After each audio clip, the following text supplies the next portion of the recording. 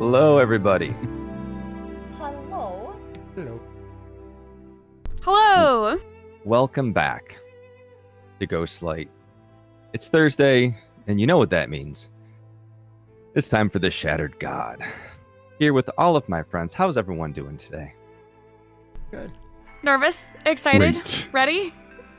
Doing Okay. pretty good. I am nervous as well. I just heard the jingle and I was like, what was that? I wasn't ready for that. Thank you for joining us. Once again, it is time for the Shattered God, which is our Daggerheart compatible actual play series. With me, the lovely cast of this series. Starting from the top, say hello to Oleg, Goldie. How's it going, Goldie? All good. Hopefully a less dramatic session this time. For the characters, anyway. Will it be? I guess we'll Don't find jinx it. out. Don't jinx it. That all depends on you. Are you feeling dramatic today? Goldie, you have a brand new look and a brand new pep in your step, which we'll get into a little bit. I'm really stoked to unveil it in this one. Yep, this game's got new frets. Mm-hmm. Moving on over to Talaran Dar. How's it going today? Not too bad. How are you? Not too bad. I'm a little nervous. I'm not gonna lie. We got a lot of things going on, a lot of session stuff to pick back up. I don't know if we have any tech issues yet. We But get we'll anybody find out. saying, can they hear us? I can see you on my monitor, so hopefully that's a good sign. Fingers crossed. I'm sure they'll let us know.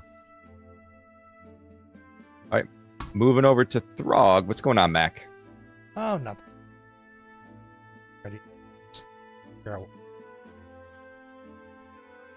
We're gonna figure it out. It's gonna be outstanding. I'm excited. I Right know. at the top. I told Should Mac be fun. before the session started. I'm like, I have all this fear, but don't worry, I'm gonna spend it early. He promised. I promise. First I 5 don't minutes, like 8 the. fear. I don't really like the way that sounds, Ghost. Me neither, because that just means it's gonna rack up more. I'm But we could I'm also probably rack up just more joking. hope. Or am I going to spend it early? Ooh, that's a good question. All right. Next in the horn, Story Sage. Hi. Hello. It's me, Sage. I'm here. I'm happy to be here. Shout out to all the wonderful people who are here. I'm so nervous today, and I don't know why. We need to meet earlier just to have just talk through the nerves. Little tabletop therapy session. Yeah, right. It's a support group for the group that we're all a part of. Right. Makes sense to me. Man, we really needed it after session 1. Lots have happened. A lot has happened. A lot may happen. Hell, what's going on today, sir? How are you? Doing well. Looking forward to the end of the week.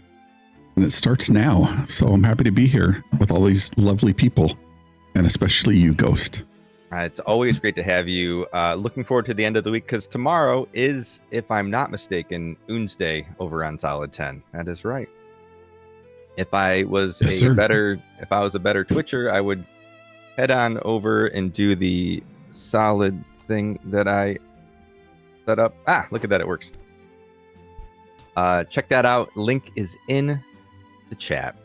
And last but not least, Echo, Phoenix, Jen, Blue. Oh, hello. How's it going? Things are going. How are you today? Medium. It's getting better now that I'm playing with y'all, though. So Oh, good. It's good. always better when you get to play Daggerheart. It is always better when you get to play Daggerheart. You roll some hope, you roll some Yep. fear. Hopefully, you keep that hope in your heart and such. Who Well done. would like to recap session 2? I don't volunteer myself this time. If you want me to talk forever and ever, that's the way to go. You didn't talk forever and ever last time. You did great last time. Thank you. That's how it felt. Can I nominate story, Sage. Oh no! You did say you wouldn't do it yourself. That is true. And Hal, for your nomination, Solid has given you hope. So take a hope. Oh no! We just love hearing you talk, Sage. That makes one of you. No, I'm just kidding. I'm just kidding. All right. Back in session 2. Oh, sorry, Ghost. What are you gonna say? I was just gonna say unleash the notes. That's all. All right, we are unleashing the notes. This time, though, I'm reading Ghost's recap, which, by the way, is in Ghost Discord, where we also play all of our games, so go join the Discord. All right, moving on. Last session was session 2, Echoes of the Fallen March. So previously in session 1, Lunestra essentially fell, and Raish Thalris, who is the avatar of Cael'Doris, guided all of us into the archives beneath the council chamber, which we explored and found some really cool magical items, which hopefully we will kind of unveil and be able to use in this session, so just stay tuned. Then we ended up going ahead and leaving. We left Lunestra entirely and escaped through this skiff, kind of just drifting down this channel. And along the road, Oleg in particular felt this burning call of his divine mark. This kind of, mystery just starting to unravel here in session 2. Throg, in some conversations among the party, was kind of struggling with his duty in making peace between his own peoples and telling Halm, I don't know why I called you Halm. It's like Halm, that Throg was questioning the effectiveness of the group in total in combat, which, I guess we'll see about that. And Echo tried to offer all of us hope through conjuring these wonderful, beautiful fireflies, which I wish you could have seen. And later, Echo actually ended up having this really interesting dream.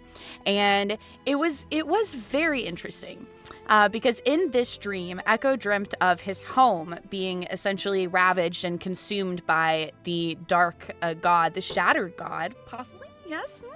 Nixarath, and kind of just being consumed by this corruption. Interestingly, this ended with the haunting image of a scarecrow holding a scythe, and with Dar's voice whispering, "Search, find." And of course, Echo ended up waking up at this point, which is super interesting, right? Why is Echo having dreams that are also connected to reality, in which she's woken up by someone who's actually standing in reality? Stay tuned. We ended up going through a crossroads, and essentially the group ended up choosing to follow Oleg, who again is feeling this really burning kind of pull from his divine mark away from Brackenford and toward the mountains where Golvathar, basically the ruins of an old Orcish kingdom, were sealed. Now, Throg, on the way, ended up protesting, insisting that no one could enter Golvathar. However, Oleg, kind of just by flying away into the distance, kind of forced and dragged us along the road to Golvathar. I don't know that all of us really wanted to go, but, we ended up there and some interesting things happened. So we ended up at this ancestral gate. It was interestingly etched with ancestral figures of the Orcish histories. There was an inscription of blood and lineage about essentially hinting at who could open this door, which was, of course, the royal bloodline. Interestingly, Throg shed his blood into this, I don't remember, was it a chalice or a bowl, and thus kind of revealing to us that, and to Throg really, that Throg is part of the royal Orcish bloodline, which I feel is going to get a little complicated here. So we ended up transcending, going ahead and going through to the fallen city of Golvathar. It was an interesting, very vast cavern, super dark and very silent place, very heavy with, this history of the slaughter of the Orcish people. Halm and Throg ended up kind of going back and forth about the history of the Orcish kingdoms, which is kind of pretty relevant here because Halm and Elend both awakened in the sense of their divine marks. Halm wielded his special card, the Mark of Unveiled Eyes. And this mark allowed Halm to entirely reshape Throg's understanding and beliefs about the march onto the Orcish kingdom of Golvathar, essentially resulting in the slaughter of his Orcish people, his ancestors. And instead, Halm's beliefs pushed into Throg's mind recast this event as an honorable battle rather than a massacre, which is what Halm in his education was taught very kind of, here and there. The revelation ended up kind of shattering Throg's ancestral beliefs that he's held for an incredibly long time, leaving him broken with grief and guilt and this utter confusion. On the other hand, Elend, who I play, used, or rather wielded, the Mark of the Whispering Mind. And through this, I was able to glimpse the visions of Golvathar's rise and fall. Now, this vision showed me that when the inhabitants of the world below, these ancient orcs, were kind of forced through altercations with the Fungrel people, which Elend is kind of forced into the world above due to those conflicts between the Orcish people and the Fungrel people of Elam's home. Now, the orcs ended up settling up above, kind of in a mountainous caverns, then thriving underground, so much so that they were forced to expand their kingdom. And this ended up resulting in conflicts between a lot of the surrounding kingdoms, including the kingdoms of Veldrannen. This is until Nyxarath, who was still mortal at the time, with an army marched upon Golvathar and the Orcish expansions in the city. Elend saw the slaughtering of the orcs and the very last queen of the orcs fleeing to this vault while clutching a crescent moonstone necklace and then sealing herself in the vault to die. Just want to point out here, right? Elend saw a very interesting rendition of the reality of the March on Golvathar by Nyxarath.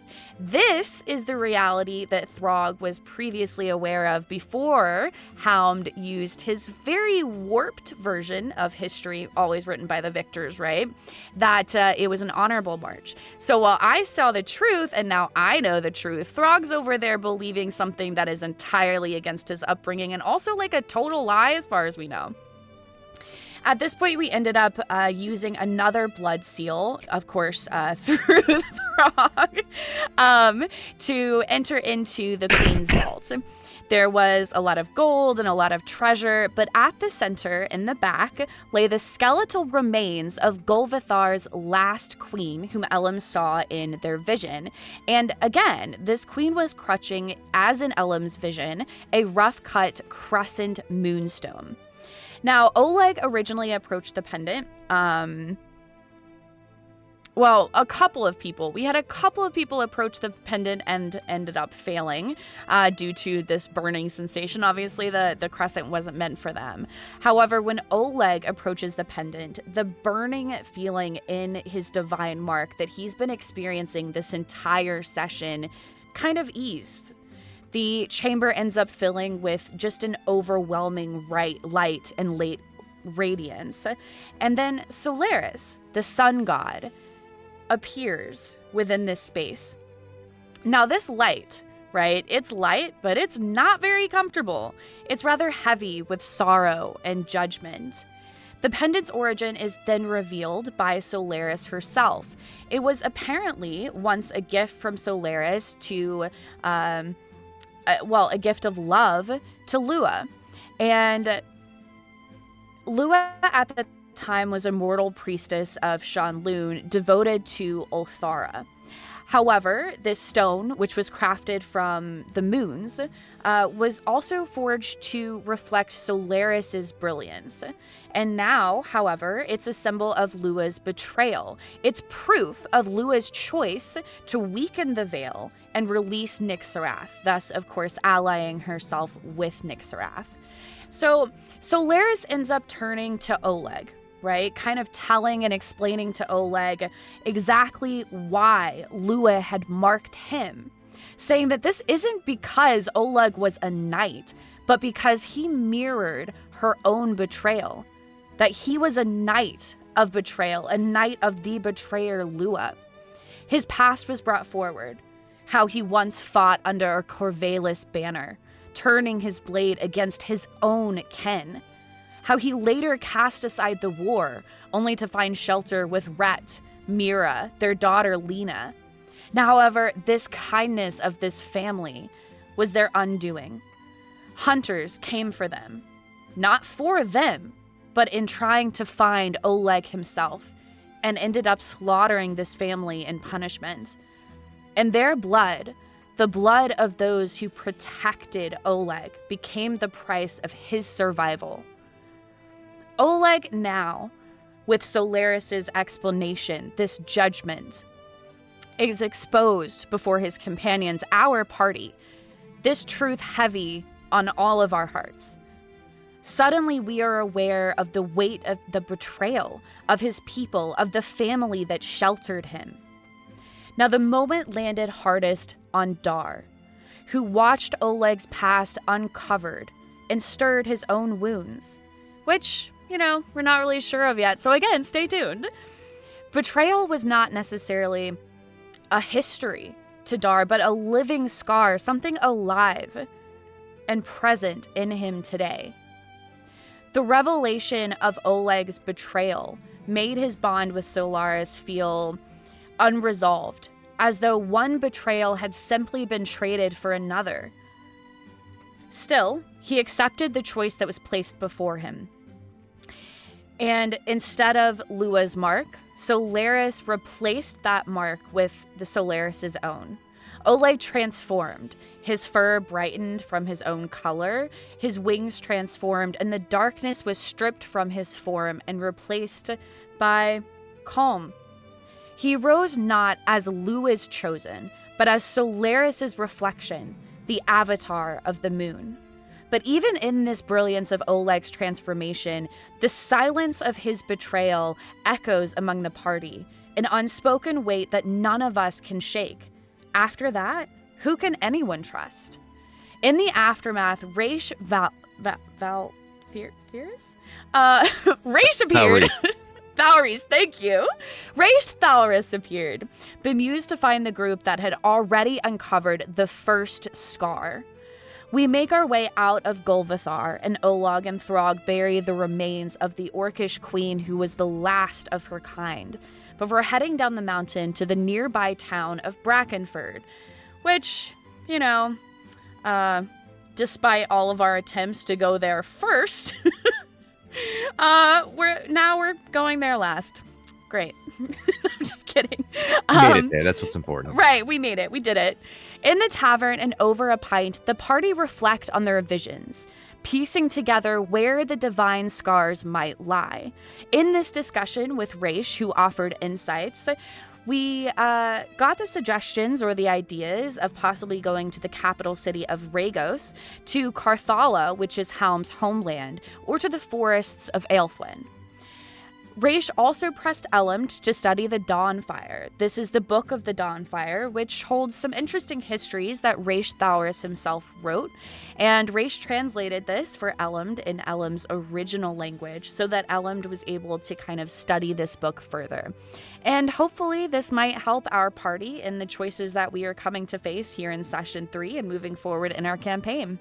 We ended our day at the Stag's Rest Tavern and Inn. However, despite the rest, the weight of Golvathar still clings to us, a burden that we can't shake. Oleg's transformation, the revelations of betrayal, the scars each of us carry into the quiet night. When things are calm, that's when all of the rough stuff ends up coming up, right? Now, for the first time since Lunesra, this party, we have a roof overhead and a hearth burning low and the murmur of villagers outside instead of the screams of the Lunesran people. Yet even here, rest feels uneasy. Plans for the road ahead circled the table. Caer'thala, where more answers or more burdens await.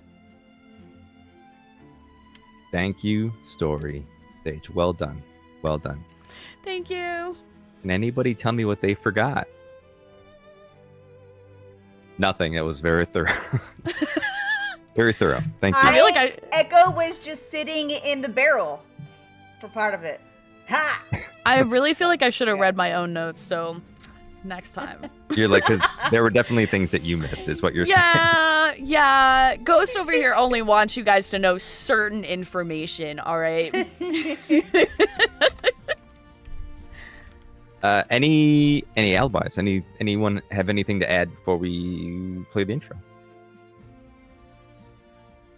Well, I have a lot of thoughts, but I think there's too many of them. Well, here's an idea. Why don't we play the intro and then we'll all meet up at Stag's Rest and see how it turns out. Yeah, sounds good. Super nervous. We will be back in a minute. Here we go. It's time.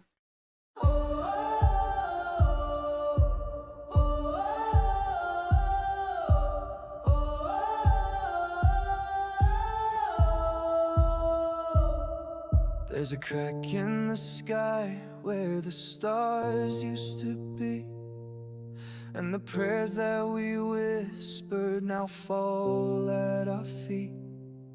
What we thought was eternal was only a spark. Now the gods are just echoes that fade in the dark.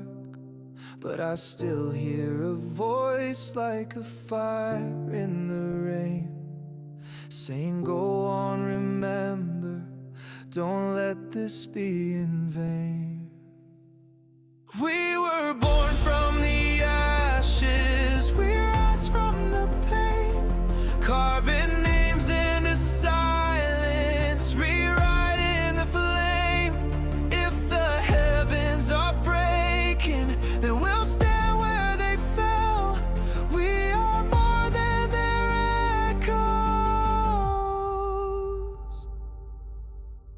We are the story we tell.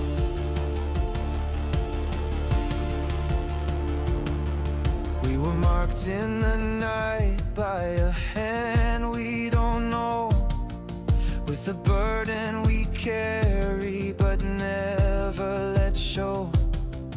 Every step is a secret, each choice is a threat. Will we fight for the fallen or crown gods instead?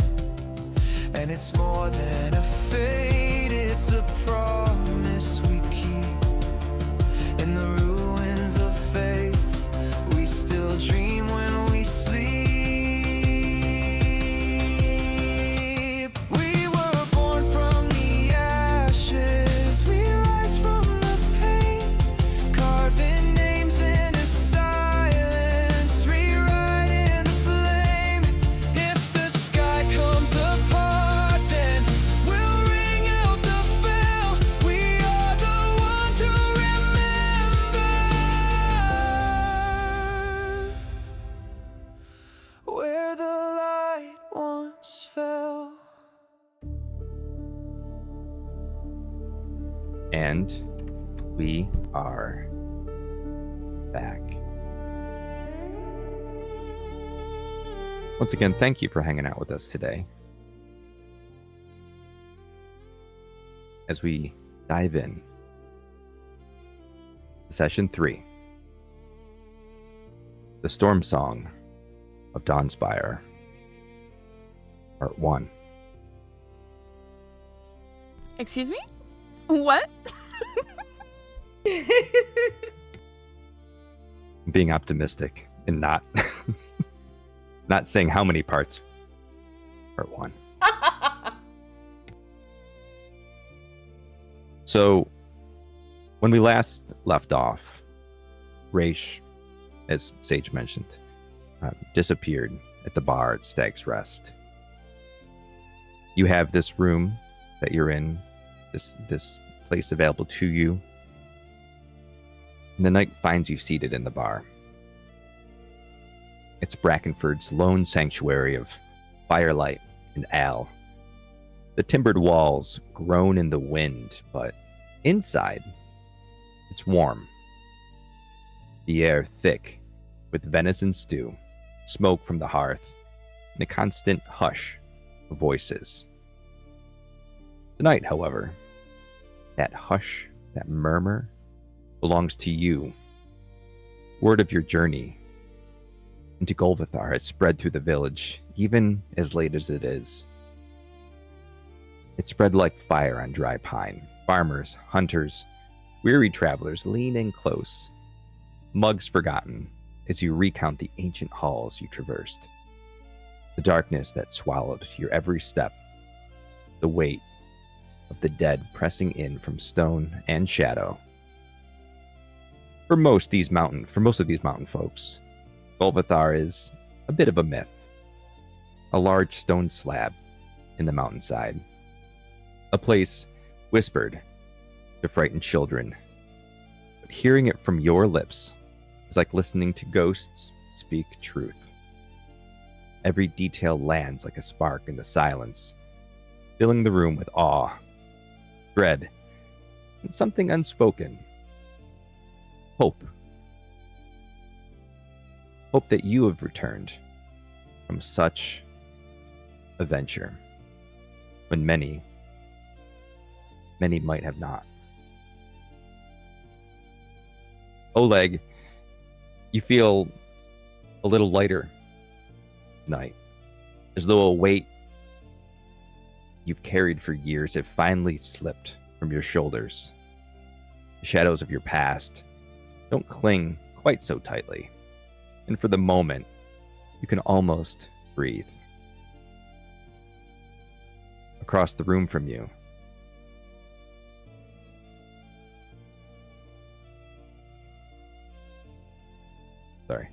Across the room from you, sits Star.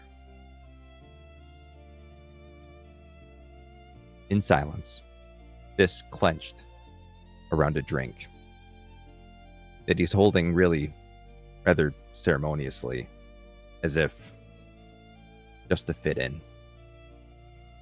Staring, this rage coiling within like a serpent, and with each pulse of anger, the storm outside seems to answer. Thunder growling, the timbers of the inn shivering under its weight. Throg, you feel quite the opposite to Oleg. Your steps are a little heavier, shoulders bow beneath the revelation that your bloodline has descended from royalty, and that it's a truth your family had never spoken of. Did they actually know? And if so, why would they keep that truth buried? Helm, restless, your thoughts not of the storm or the warmth of the tavern, but on Caer'thala. You know that your family left Lunesra a month or so before the Shattering, prepare for the coming festival, the Great Hunt of Calthun. The thought of reuniting with them tightens in your chest in ways that are not entirely welcome. Echo, by contrast, you glow with anticipation, his eyes bright as he glances over Elm's shoulder, looking at their book about the gods. Every word feels like it might hold the answer, the key to understanding what's going on with your home, with your friends, maybe even understanding the will of Lothara herself. Elmd, you sit detached from the world, your scholar eyes never leaving the tome that was gifted to you by Raish. Page after page, you turn in silence, your thoughts untouchable as you focus. And that focus remains a world away. Still, unease lingers, Rumors have drifted from the lower lands, strange disappearances, villages gone hollow overnight, entire settlements wiped out in an instant. The folk of Brackenford cling to their stubborn faith that the cliffs and the forests of the mountain will protect them. And through their laughter, though their laughter is brittle, their eyes turn a little too often to the shuddering windows. Outside, the storm continues to brew. The rumble of thunder and the press of rain-laden air. An ominous backdrop.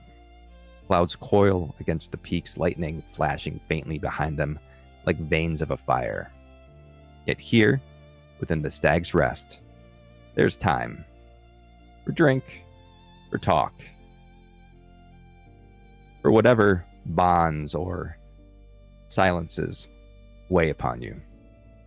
The villagers return to their last mug as your stories begin to die down, though they glance your way again and again, as though your presence alone might keep the dark at bay. The spotlight is to you.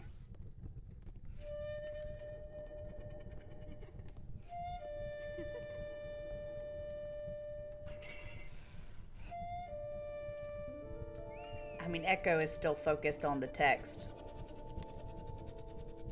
So,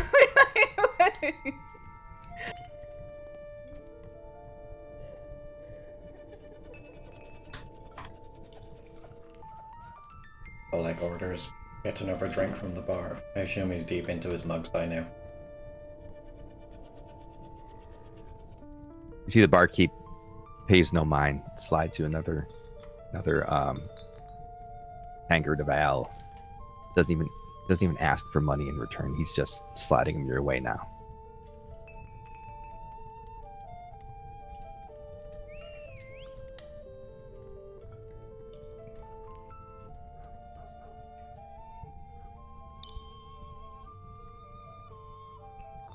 Frog will be sitting, probably not even, like, not drinking for profit, just kind of nursing the same. Just kind of, like, not even paying attention. Just, like, sitting there holding, thinking about it.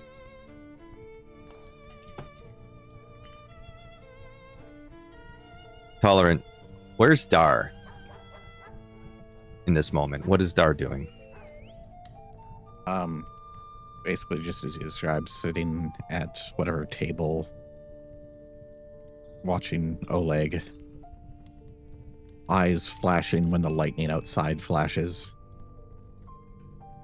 and holding a drink that has not had a sip out of it. Doesn't even know what's in it.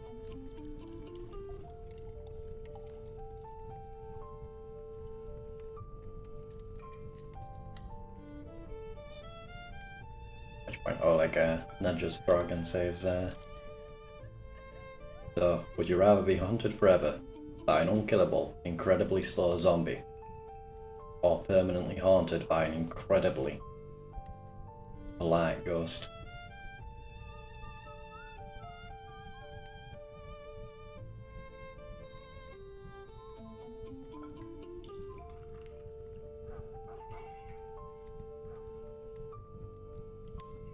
I mean, if the ghost is polite, I don't see the problem.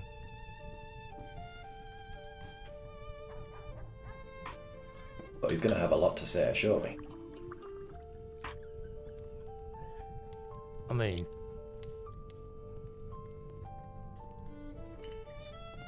ghosts don't really take up much.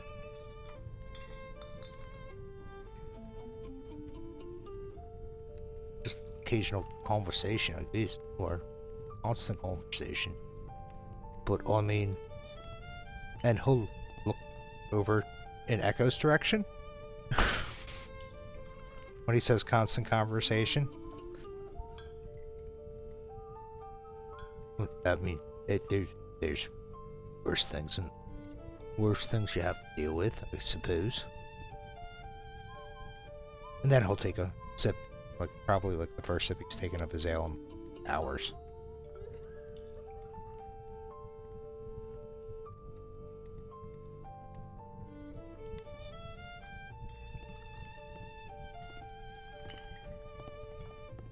Hal, what's Helm up to exactly right now? I think he's got a drink in his hands. Throg knows that Hal doesn't drink very much, if at all. But he's constantly going from like the front door and sitting at the first seat by the front door, just sitting there staring at it. And then a couple moments later, he'll stand up and his tail will pop as if he's agitated or nervous, and he'll walk around and stand in front of the hearth for a little while and then walk and sit next to Throg, not look at him, just sit there. And then he'll get up and he'll walk, across. And so it's clear like he's bothered or agitated by something. But maybe the party doesn't know exactly what is bothering him, but he has that feline nervousness and agitation about him.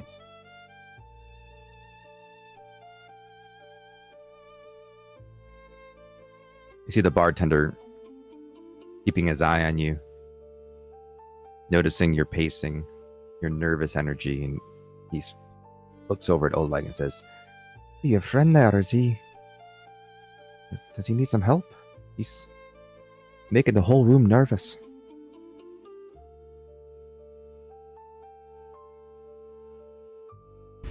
Oleg looks over his shoulder. Also watches him move backwards and forwards. Turns back to the barkeep and says, I'm sure he's fine. He's just a cat. Aye, if you say so. Goes back to cleaning his mug. Are you all looking to stay the night then? Yes, so how much is that going to set us back by? It depends on how many rooms you want. We've got lots of availability, so say 3 handfuls of gold for the night. Get you 3 rooms. Do you think you'll need more? Give Frog a nudge, since he's the one with all the money that is currently sitting in Oleg's bag.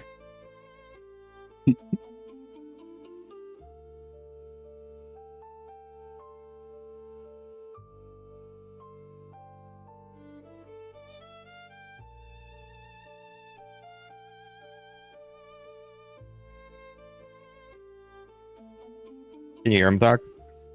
Mac?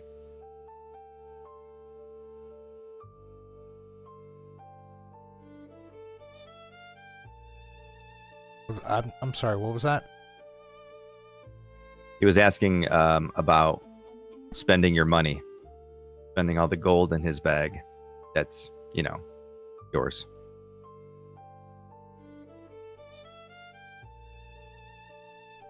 I think given the given the state of things, I think it might be better if we at least get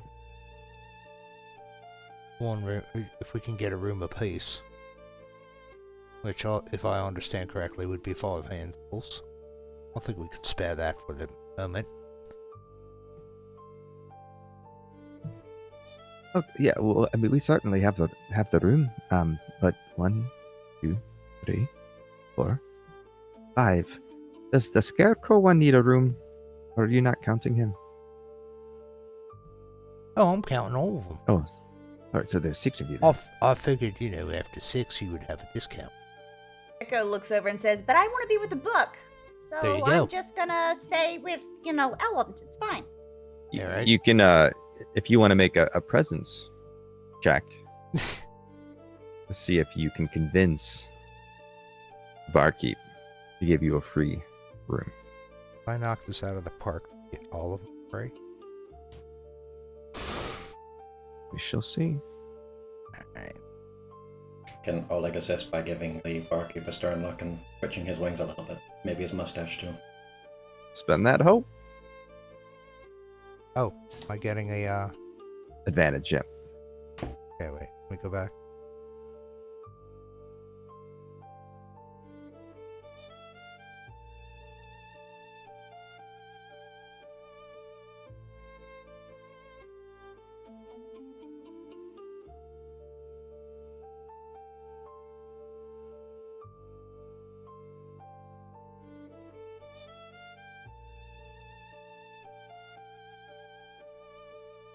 I got a 13 with fear.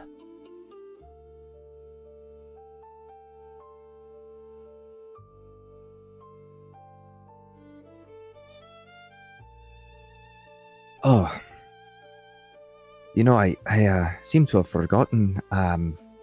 We only do have the 3 rooms. I'm sorry about that. My mistake. I miscounted for the. I'm sorry, but the price is the price, and I think it's fairly. It's a good value. The rooms are fairly large. Alright. 3 it is. You might have to keep the cart outside, but you can probably squeeze in fairly well. Oh, you not mind to get accessible? We can lift her up. No, there. I can We can lift them up there. It's I can carry them. It's okay. I throw them on my back.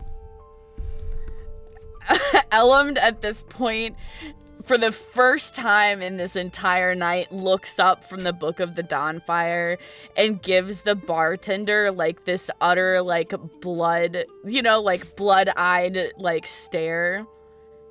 You will not touch me.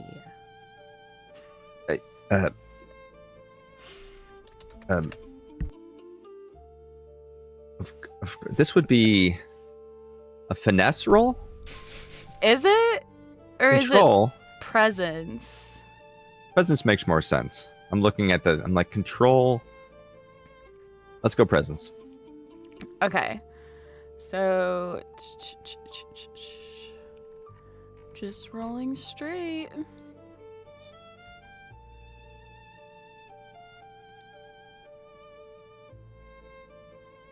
I rolled a 14 with hope. Take your hope. Of course, I didn't mean anything by it. Please forgive me. We should definitely have accessible rooms, and I apologize for. Please take the room on the house. Your room specifically. There's one on the bottom floor. I think I can open up, and yes, you can. That can be your room. Again, with my apologies. Elmd, of course, says nothing and returns to the book. Like swings the back of his shoulder. This is on the ground and like reaches its entire arm into it, searching for one of the chests. Or pain.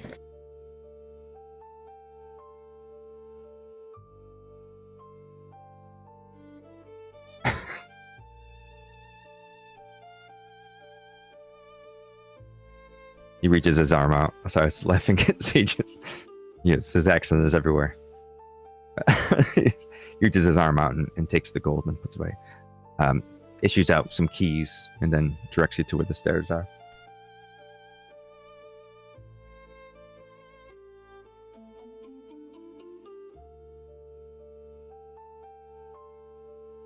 Do you go immediately, or are you going to hang out in the bar for a bit?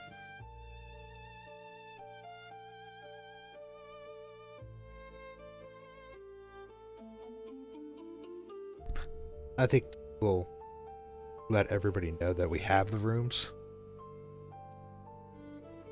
And let Elm know where their room is. And just leave it to everybody else when they're going up. Elmd, for one, is just sitting, stock still. Well, is it really sitting if they don't have legs? Anyway, Yes. it's just Depends on sitting. if they have a butt or not.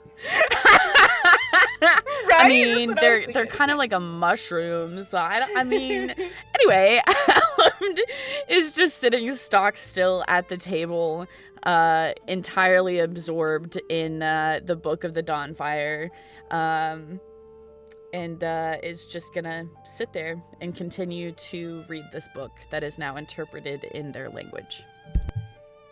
Echo is getting distracted by all the conversations, and Echo wants to focus on the book. So he's gonna look to Ellen and be like, so, like, could we go ahead and go to the room? And then you can tell me some of the things you're reading. I can't read this! I'm just looking at it, but I can't read it! I know what that one means. You told me that one.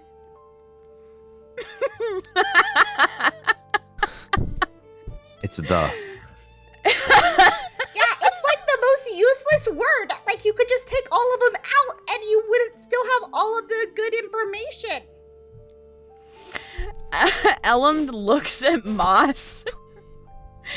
And, well, okay, Echo, right? And says, Moss, truly, you should know more than one word by now. I mean, that's probably true. You could just teach me more. Let's go into the room. It's so loud. First of all, Echo's so cute. Anyway, Elend, is going to, do a little, like, fungal nod, I guess, and, just roll off in the direction of the one singular disability accessible room that this ableist tavern Strongly has. worded letter.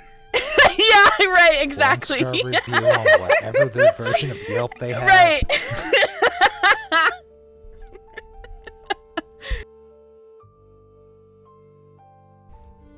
I actually think Elum's gonna use their magic hand to open the door and go ahead and just kind of like roll inside. Echo's fluttering, hovering over the book, as not sitting in the wheelbarrow right now. Yeah. Would still have been funny to see Ellum just like 4-wheel drive it up the stairs. It would be. I think actually that Elum could have probably done that, considering the magic that they used to like push their wheelchair. But I think that was a little funnier. I thought you were gonna have them do it just out of spite in that moment, like, like, yeah. Oh, really? So who's heading up and who's staying behind? We're not heading up, but we are leaving the the area. Probably should figure out the roommates, I guess. So as you're having conversations, I imagine Dar is still sitting quietly, just staring. Yep. Through Oleg. Sorry, what was that? I got disconnected for a moment. Oh, just that Dar was staring a hole through your head. Ah. As you sit, you see this gentle, with it as his eyes just this pulsing flow that seems to be in sync with this outside. As you hear the storm build, the wind blows a little bit harder. The shutters on the tavern begin to shake. You hear the rain coming down. I don't know if you can hear that. No, you can't.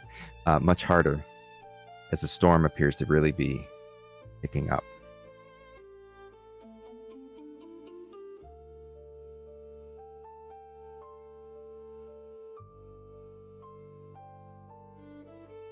And it's in that moment, as you're finally able to rest your head down upon your pillows, that the night shatters. Screams tear you from sleep.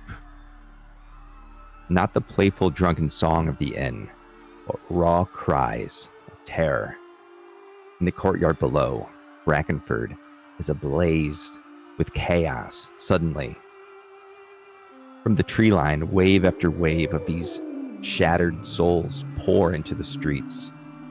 Fractured figures of light and shadow, mouths open in an endless, voiceless wail. They claw at doors, drag villagers from their homes into the night, their broken bodies moving as one. Among them, you see predatory animals that are stone in appearance, hulking, half-formed of cracked stone and ember-lit veins. They move like puppets, tugged on unseen strings, their glowing eyes searching for the living. Standing, watching it all, a lone figure, cloaked in leather and shadow, a hunter of sorts, raises an outstretched, clawed hand of sharpened stone. His voice cuts through the storm like a sermon. Take them all. Release them from this burden. It appears that more than one storm has come. Brackenford.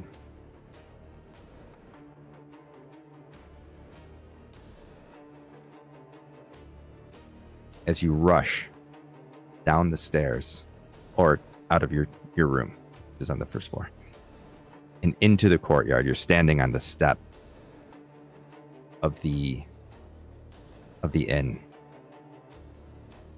and you see the chaos.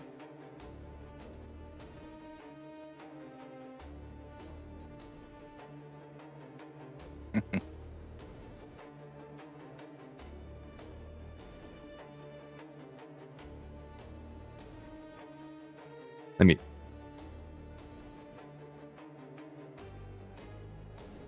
Okay, let's do this. Show you the first thing that you see. The first thing you see is this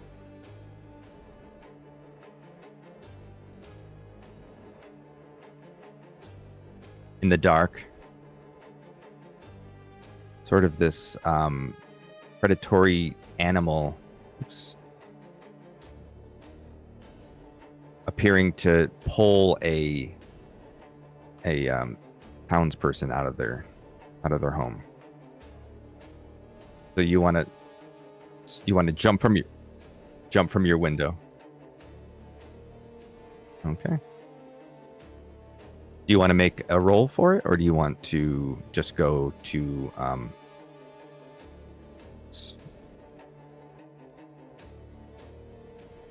Okay. How far away would you say that is?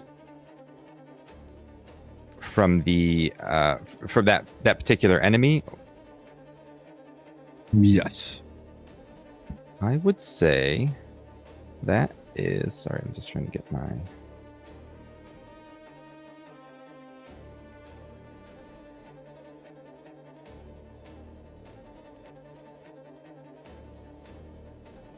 that is over 20, which puts that in, what's the distance? I don't have my cheat sheet out.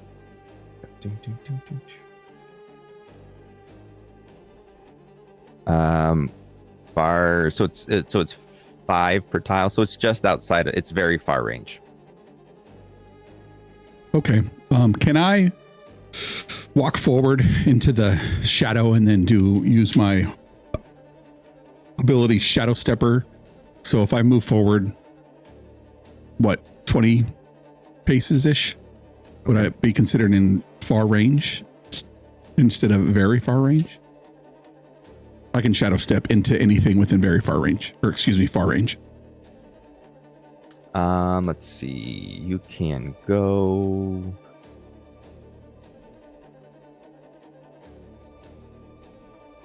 You can go within close range of 30 feet, 6 squares. But there's shadow back here.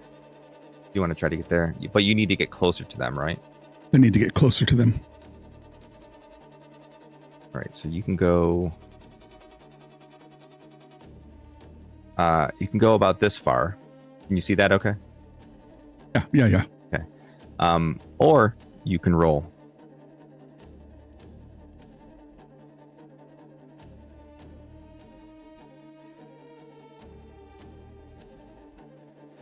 So the moon, You want me to is roll? out. There's not much as far as shadow is concerned. Yep. Where you are, you can roll to go further. You want to go too far, which is probably what you'll need to get here, right? Yeah. I'll do that. Okay.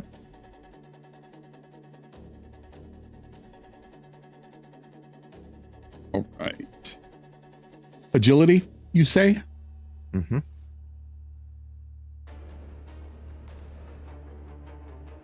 I'm like, where's all my stuff? All right. That is going to be a 10, 11, 12 with hope. All right. Take your hope.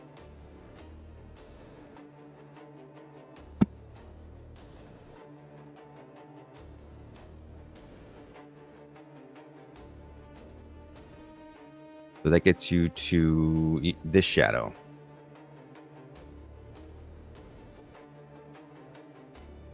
Are you stepping into that shadow as well? And Oleg, you wanted to fly up to the 6 tiles, right?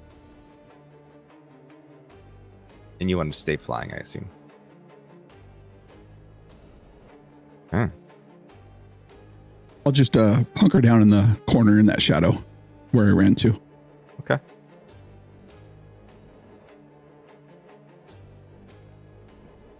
Do we only see that one, or are there any others around?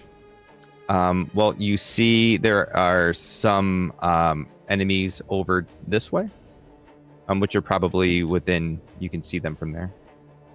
They each have some down. Yeah. They're going for that one. Go for one. This one over here. And power headed for that one. Okay. Are you trying to run for it, or are you just going as far as you can go? I'm going to use sprint. Yeah. Want to fight. Okay. I'm going to sprint at him.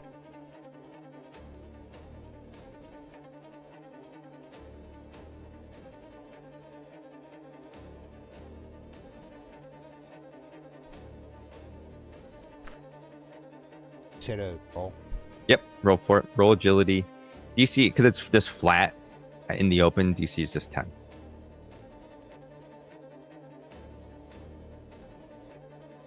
That is a 15 with hope.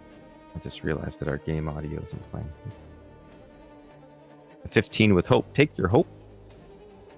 And you can go up to... Actually, I think you can probably... Then 100. Yep, you can get there.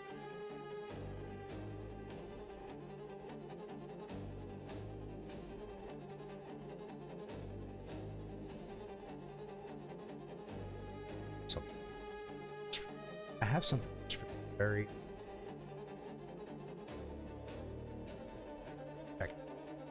Somebody else can go ahead. Okay.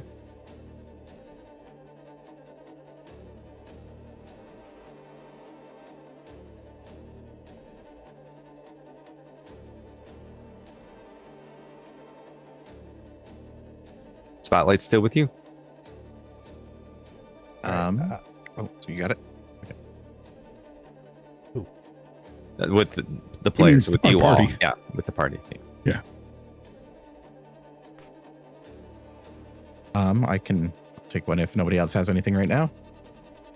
If I move towards the same kind of group of them, can I get within far range of them? Just by walking normal? Just my regular speed. I think, yeah, I think so, because they're... Yeah, you can get within far range. Okay, I am going to do that and then get the closest one to me. I am going to unleash chaos. All right. I think I can add to it.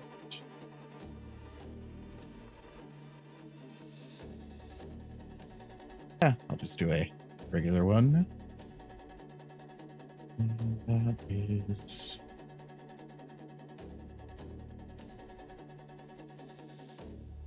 critical success! 7 and a 7. All right. Tell me how you do it.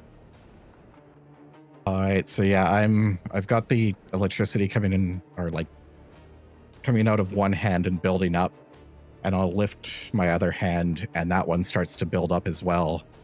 And just before I release, I'll slam them together and then fire one large, just ball of lightning that strikes towards it and slams into the closest one.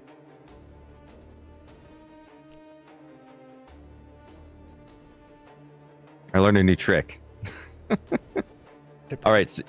So as you unleash this lightning that's been building up, this anger that you're using, you're wielding towards, redirecting even towards these adversaries, and you clasp the hands, this lightning shoots forward, striking this pack. And what was the damage that you did? It won't let me roll it for some reason, so I will have to do it myself. Okay. So for everyone watching, on a critical success for an attack roll, you are rolling your damage dice, and then you add that to the overall maximum possible value of your damage dice, and then add your modifier, which gives you a pretty good amount of damage. We also play with the massive damage rule, meaning if you double severe damage, you can deal 4 hit points to your adversaries. So mine, I used all 3 of my tokens, and that is a D10 for each token, so 3d10. Okay. So that's max damage for the first 3, and then I'll roll And the then- others. Then you roll them, yeah. So we start at 30. Ooh, that was a 3 and a 1, not good. So 34, is that with your modifier? Your attack modifier? This one doesn't have modifier, it's Oh, just okay. a straight spell. So as you unleash And a 6. 3, 4, 6, so 7, 8, so 38 total. Okay. That doubles the severe threshold for this adversary. This is actually a pack of adversaries. Each of these represents 3. So as this lightning shoots from you and you strike this opponent, they go down. The group itself starts to fall as Throg stands wielding his axe, waiting to strike, and just seeing that these shambling, shattered zombies are just falling to the ground, leaving only 2. Oh, I'm gonna swing at them.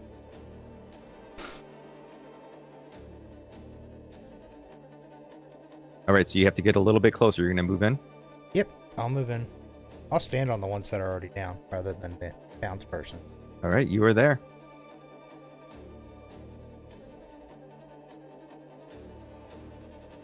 That is a 15 with fear. I will take the fear. I need to stop rolling fear. Please. It's fine. If we fill him up, he might just explode and get scared and run away. If we fill up his screen, that's what's going to happen. I read the rule book. Alright, so damage.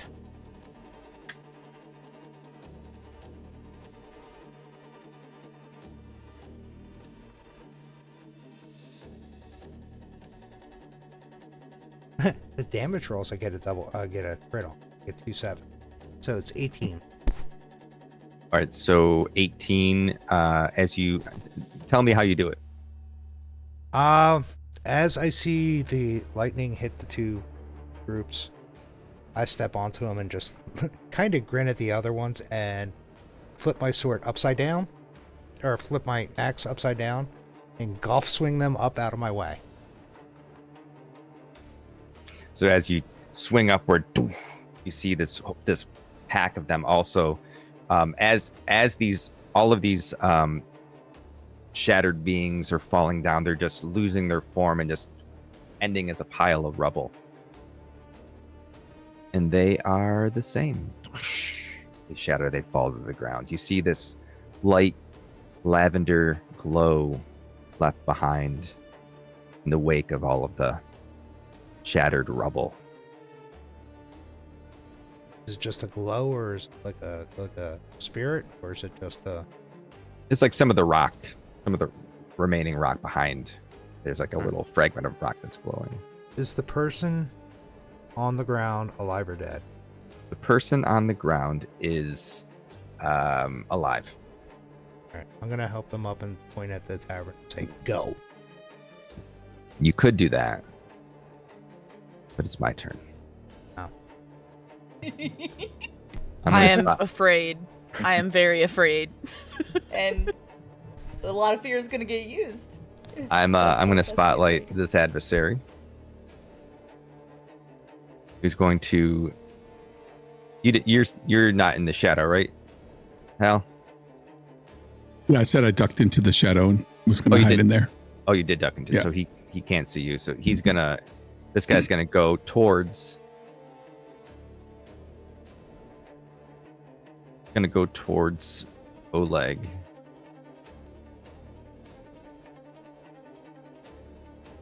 Going the full distance. Spend a fear. To attack. As this predator starts to launch itself towards you, and as it lands, you're flying though, aren't you?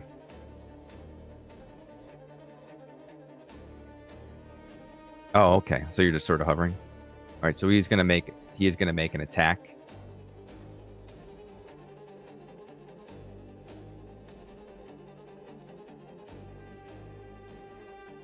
So he swings at you. He swings for 12.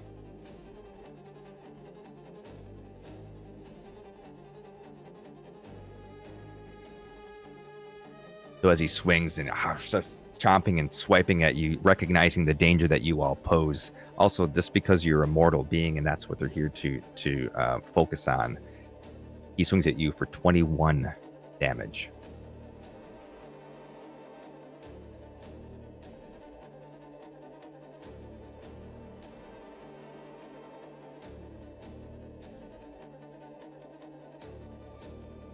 I'm going to spend another fear. Bring its companion.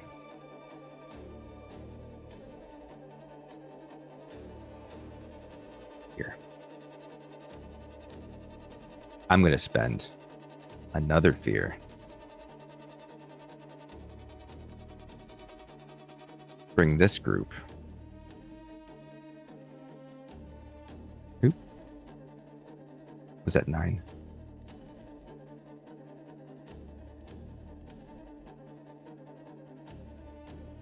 Here.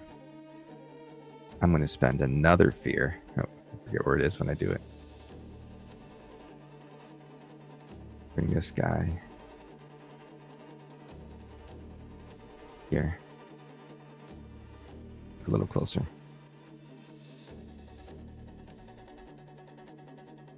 Spotlight's back to you.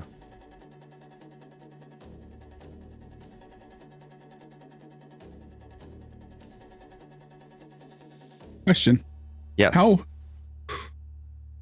How close are these creatures to where I'm standing? Let's see. We're here. About 50, so they are still far. Got it. Oh, Okay. this one is there is one that's within close range. No, it's still actually a little bit. It's just outside close range. I'll bide my time. I know this looks like you're glowing, but that's just for my sake. So you are in the shadows.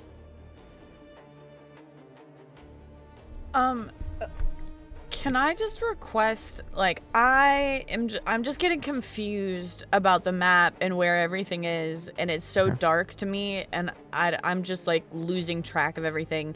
Can you give us like give us a tour or something? to that. Okay, that's definitely better. Thank you. No problem.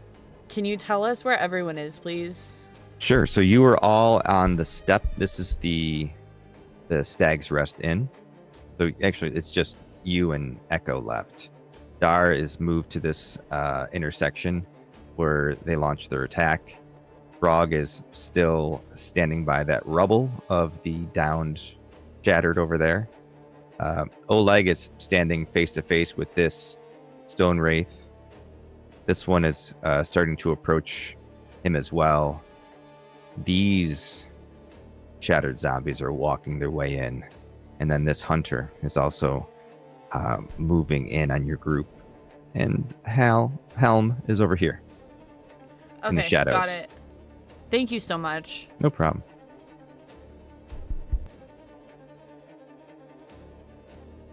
I think, Phoenix, were you gonna say something? I was.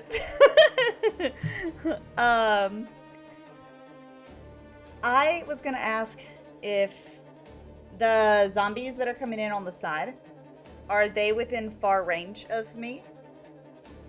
This group over here. Yeah. Let's see. They are within far range of you. Perfect. Echo's gonna start flying.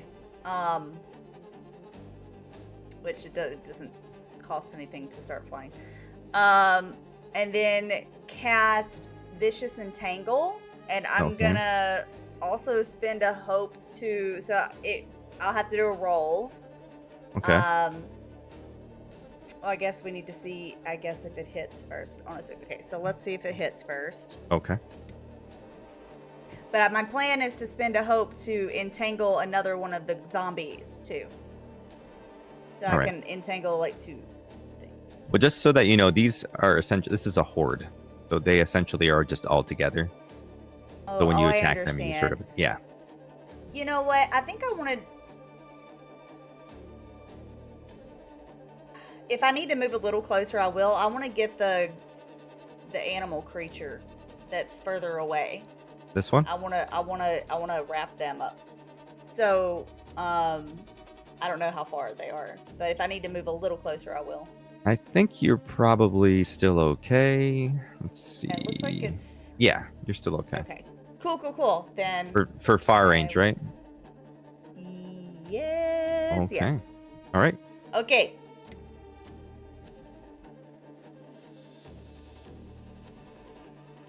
I would just like to officially apologize to all of my group. This is gonna be with fear. 14. We've been Okay. betrayed. I'm sorry. So does a 14 hit? First, I will take the fear. Yeah. 14 hits. Okay. 5 damage, and it is restrained. Does it? Is it like an area of effect, or is it just that one target? No, it's one target, and I can spend a hope to temporarily get one that's very close, but I don't think that hunter is very close to that. I think it's just close.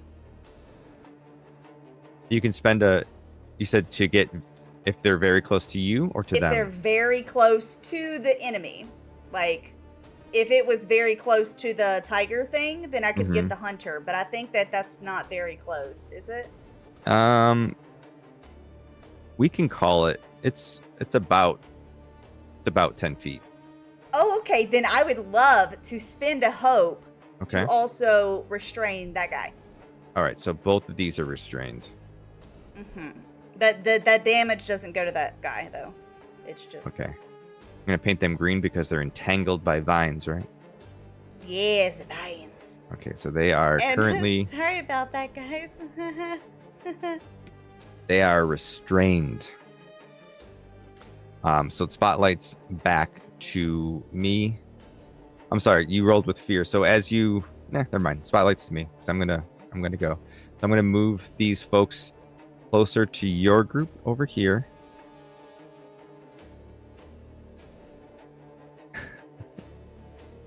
As they I see love Sorry, I love the way they like wiggle as you're like moving them. Yeah. I like how they went up the stairs on their own too. And then I'm gonna go ahead and spend another fear that I just got to attack. I'm gonna attack Elend because Elend is sort of in the way of Echo, but they recognize you as a mortal. So But you they can't are. activate the same unit twice. Oh, I can't attack if I've moved. Okay. Did you? Or You only if they said have relentless. Yeah, or you can only activate something twice if it has a certain ability. Oh, so I have to go to the next one? I thought you could just spend fear and activate them. I thought relentless was only if you, like, you could highlight them twice in a spotlight. Oh, if they just moved and if they, They- only Yeah, moved, that should be then- fine. Yeah, Yeah, you should be good. If they I if they remember. only Okay, moved yeah. within close range, you should be fine to activate them. So they move up, run up, take an action. But if they have to go to far range, then they would obviously that would be their whole thing. I believe it was outside of close range, though, because I used a fear to activate. So I'll keep my fear, but I won't attack. I'll move to... Actually, I used my fear. I'm going to take that fear to clear restrain from the hunter. And then I'll pass the spotlight back to you. Get him, Elend. Get him. Get him, Elend. I know I just basically like teed him up for you. all right.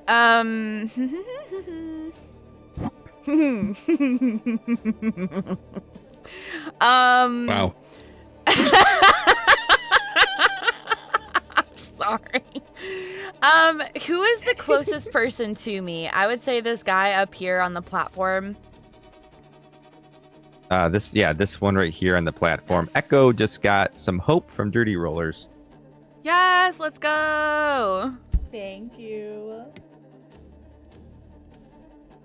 Okay, so I would like to use the Book of Ava from my Grimoire. I'm going to use the spell Power Push. This allows me to make a spellcast roll against a target within melee range. Okay. So I'm gonna go ahead and make the roll.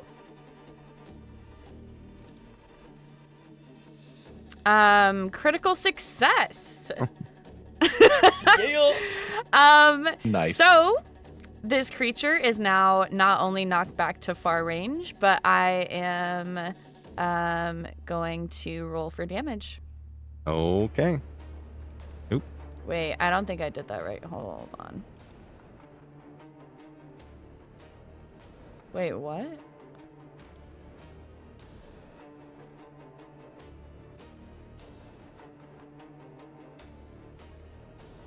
No, you're good. Wait, did it hold on. I'm confused with the way it's doing this for me. Oh, no. Okay, wait. Yeah, okay. I got a so that person is going to take 14 damage, and again, they are knocked back to far range. All right. So you got a critical success on your spellcast, so you Correct. should roll critical damage. How do I roll critical damage? Well, so you roll you take the maximum amount of your damage dice. Right. So what's your damage dice? 2d10 plus 2. All right, and what did you roll?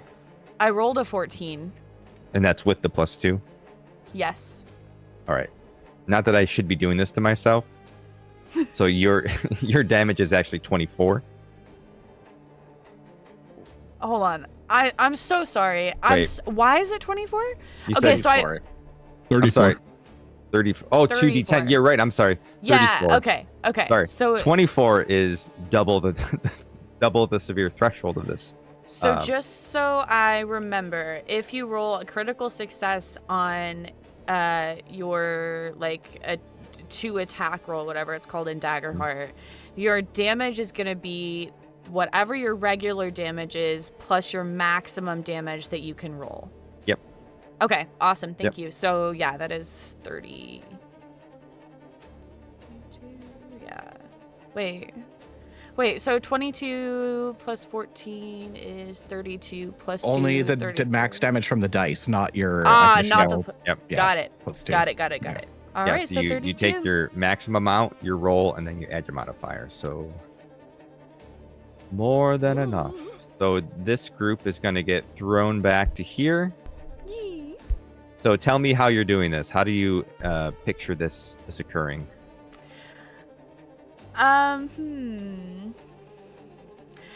think that Elend is going to kind of just place their hands together, their little mushroom hands, and you can see as they place their hands together that that one of the red globules that are all over Elam's body, which we have since learned are eyes, are each in the center of their palm. So they're going to place that together, and then they're going to kind of just like push out and release that with their hands as these eyes kind of like almost as if they have eyelids. You know, like cats have third eyelids. It kind of looks like that as Elend is just like pushing this away from them.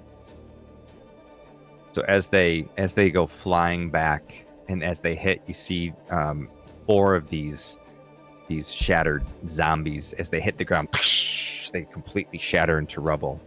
2 of them land, pick themselves up, and start to motion towards you again, as if not even slowed down or phased by any pain or anything, just back at it immediately.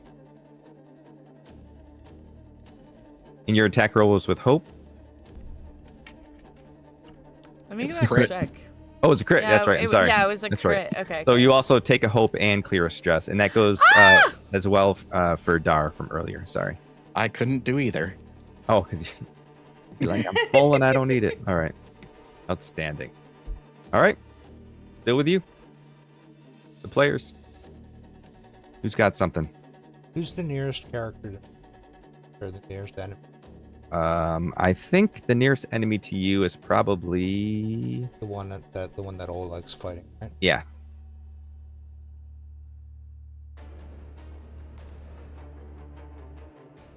I am going to make a beeline to the other one, the other cat. It's just sitting there waiting to attack. Okay. Are you trying to go outside of close range? Yeah. All right. Give me your roll. Difficulty 10 again. Agility. Yep.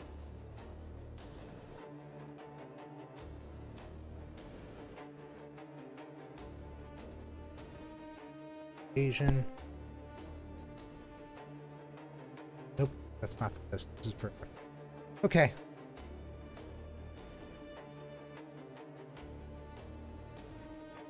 It is a 22 with hope. Take a hope. You make it to see. So that was 6. So you can go to. Oh, you can go up to 20. So you can get to right here.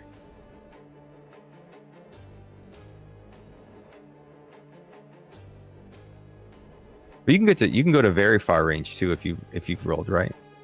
Yeah. It's just outside of. All right, we'll just give it to you. All right, so you're there, and you got your hope. All right. Back.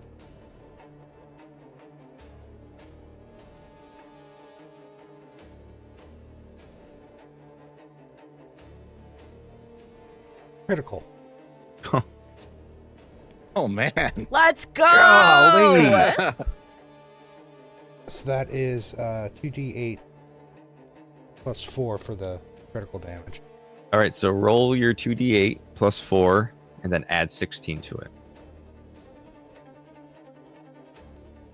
Jeez. Hold on. Get to roll my ability. Okay.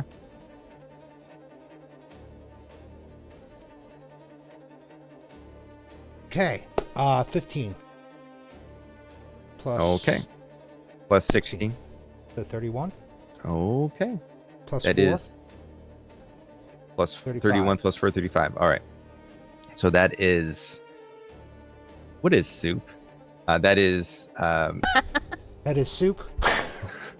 That is past the severe threshold. So they'll take 3 hit points of damage. Okay. You're still restrained. You rolled with hope. Spotlight's still with you.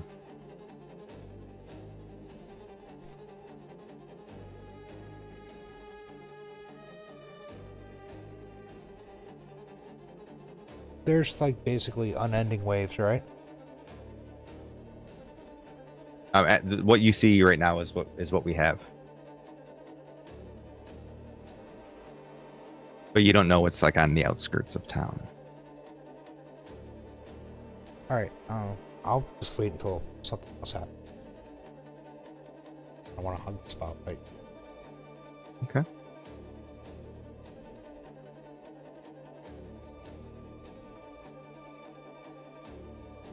Go ahead, Oleg. Get him.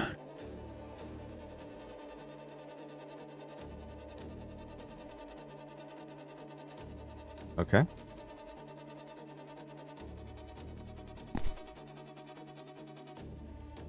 Now, you have advantage when you're flying, right? Is that a feature that you have? Oh. But you had like a special... Okay, a 12 with hope. 12 does not hit. Take your hope.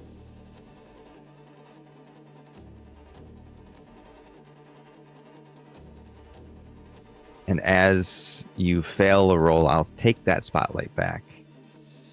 I will move this hunter next to Throg.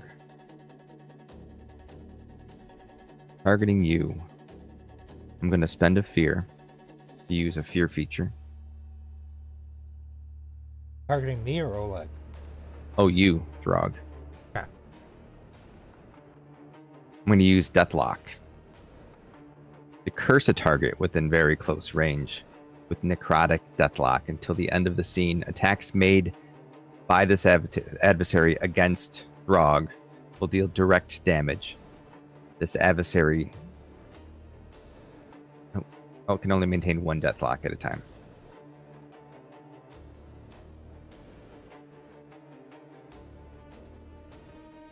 So you, sir, are deathlocked. A good deathlock color. I don't know. Wait, how does this work Black? now? If he gets attacked, I get damage?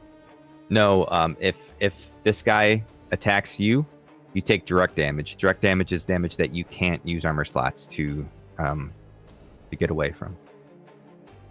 I am going to spend another fear because I just got so much, and I'm going to have this guy return the favor to Oleg. Oleg, you're still within attack distance? Okay. All right, so he's going to once again bite and claw at you, this jump and sort of slash down at you. Oops.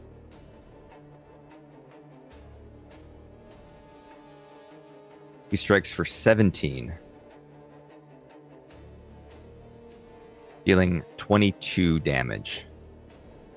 So as you're sort of flying in the air with your brand new fancy wings, he's just like biting at your fancy robes and slashing at whatever part of you is in reach.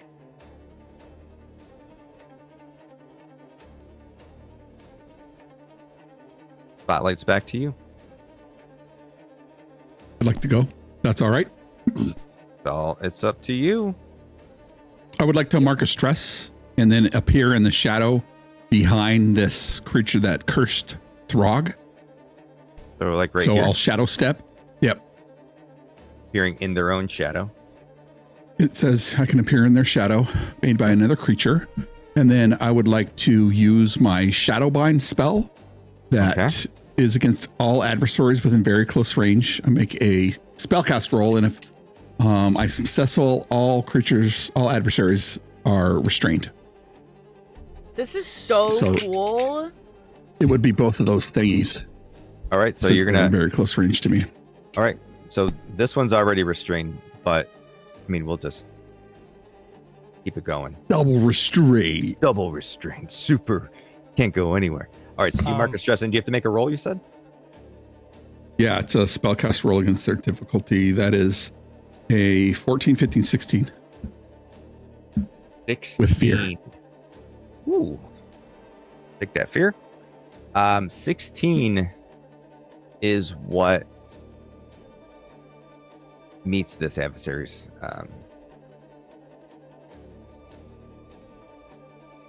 So we're going to say you're purple. So that's that. But as you restrain them because you're close, it's going to feel your presence and swipe back at you, attacking you for 25. I will activate my I am your shield. When an ally in very close range would take damage, mark a stress, stand in the way, and make yourself the target of the attack instead. You all okay with that? Remember, if he hits you, you can't reduce it because it's direct damage because you're cursed or whatever it's called. So might as well just let me take it. All right. I could also use Bold Presence. It's up to you. Well, I think this is actually an Uno reverse card on that curse. Bold Presence. When additionally, once per rest, when you would gain a condition, you can describe how your Bold presence aids you in this situation. Avoid gaining. Well, this isn't a condition, though. This is a curse. So Okay. you have your conditions are restrain, hidden, vulnerable, right? Okay, because the curse makes. I thought The curse just made- makes you. It's just like a magic effect. All right. Well, if he doesn't want me to do that, yeah, no, I'll do it. So Up you to hit me you. with a 25 to hit. Is that right? Is that what 25 you to hit. said? Yep. And then as he's swiping back at you, he does 14 damage.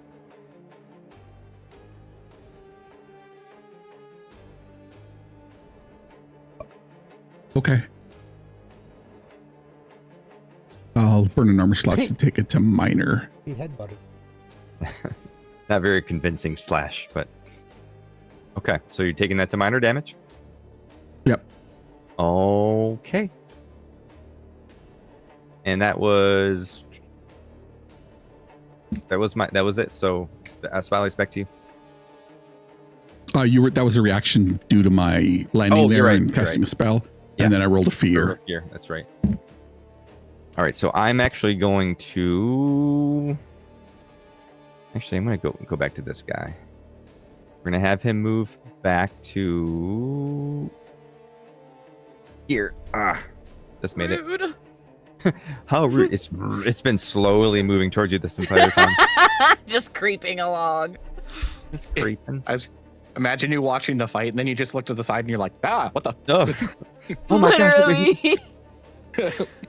And it's gonna lunge at you for 13 biting. Arr, arr, arr, arr. I It don't. sme- it I don't smelled like soup. this. So, question. What damage does an armor slot prevent? Like, I don't understand how to ask So this question. I attack you. So it rolled 13 for the attack. So if that meets your evasion, which I think it does, It does. My evasion is 13. now it rolls damage, and that's what you're Okay, gonna look okay. at I your threshold. misunderstood. Yep. Got it. No, it's okay. And then for damage,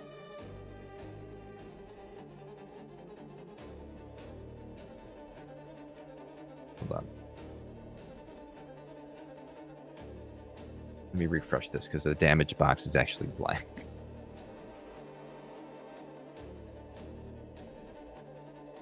Okay, so attack steal 1d4 plus 2 when so many of them is gone. So many of them are gone. So I'll just do it.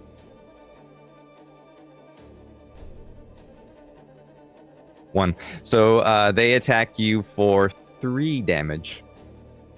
Does that meet your threshold? So now you look at your thresholds, And if it meets the lowest threshold, they'll only No, pull. So it then doesn't. they do minor damage, which is 1 hit point. Now you could use an armor slot if you have one to completely negate that, or you can just Got take the it. damage. Okay, that's what I'm gonna do. I'm gonna go ahead and use an armor slot to defend against that damage. As it comes down and puts its teeth on your brand new armor that you got in the last episode, you hear a little bit of shatter as the stones break away under the metal of your armor. And that's it. Spotlight's back to you. Cool. Mind if I go? No, go. All right. Can I get within? Oh, which was it? Very close range to the one that's attacking Oleg. You can get you can get to here. Okay, that's definitely within very Yep. close. And I'm going to use 3 hope to do a tag team attack with Oleg. And just say, "Monkey, get him." And I am going to do a hand ruin attack that basically electrify it so it can't move and it's standing still, and let him attack at the same time. All right. Very nice. I'll spend my 3 hope. Oh, why is it? It's very slow to respond. Okay, and then we both roll. What, critical success? All right, I will roll an attack as well, but I doubt I'll beat that.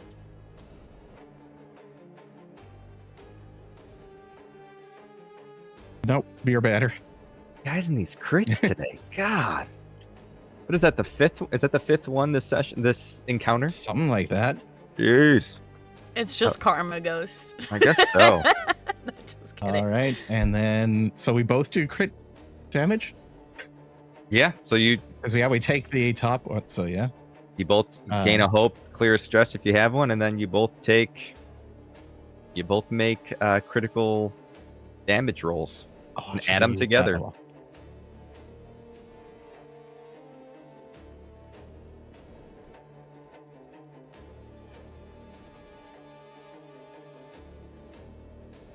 So mine would be what I do 2d10s, so that's starting at 20. And then I do 14, so that's 34. Mhm. Nice. So 68. All right. Tell me how it's done. So yeah, I release the I have they're called hand ruins, but it's just the electricity that comes out of my hands. And I'm gonna use it instead of one like quick blast, it's gonna be like a longer, slower electrification. And it's basically electrifying the monster so it can't move or dodge or anything, and then let Oleg do what he's gonna do.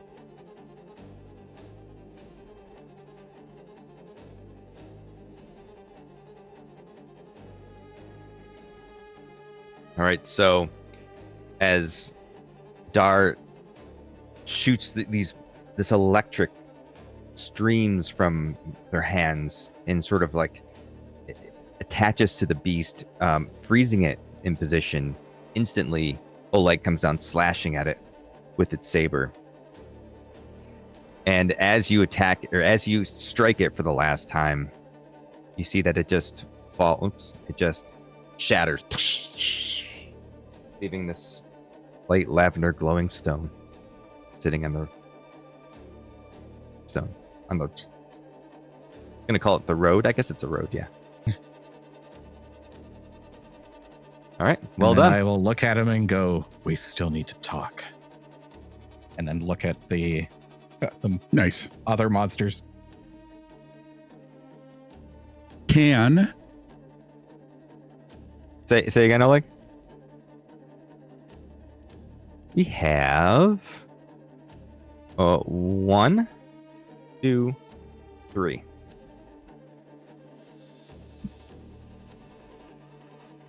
can I spend 3 hope for me and Throg to do a tag team on the person who cursed Throg? Yeah. And that wasn't me. That was the bad guy. Absolutely. This guy. All right. I'm that guy. Go ahead and roll your attack there, Throg, and I'll roll mine, and we'll see who gets a better result. All right.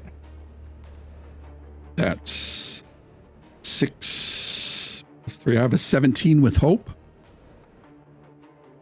I have a 14 with fear. You win. Okay.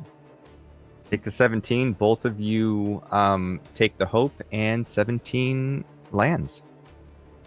All right. I will roll an attack as I swipe with my claw, and he ducks away. I jab him with my devouring dagger, so he marks a stress and takes, that's 10, 19, 23 points of damage for me. Okay. 23. And when he does that, he turns around, looks, and he slashes the guy. He spins around, looks at me, and I'm reminded of this game with a ball on a string on a pole. So I just swing at him with the axe.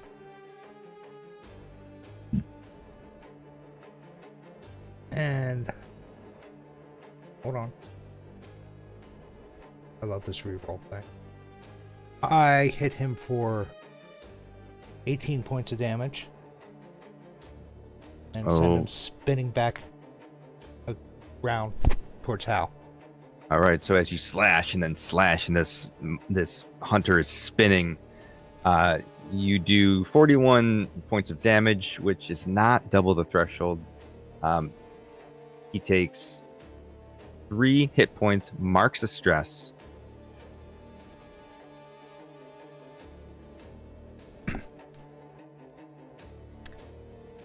All right. I'm grinning so much, I'm going to spend 3 hit points to do the same. Okay. Double team. I hope there's no more encounters planned for today. By the way, you got a hope from my attack. If you didn't take that's it, right. you got a hope from our attack. Okay. Yep. So, let's roll again. Okay. I really don't That like being narratively cursed. sounds good as he pings back and forth. They don't think chat can hear Oleg? 23, Yeah, but that's mine's, what I got a 23 with fear. So if I you got got a a 19 something, with hope. yeah, let's take yours. Okay.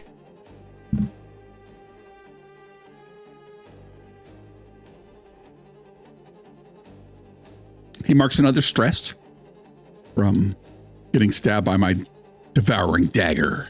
Okay. Ooh. 13, 17, 26. And 17 for me. 26, 17, 43. Mm-hmm. How do you want to do it?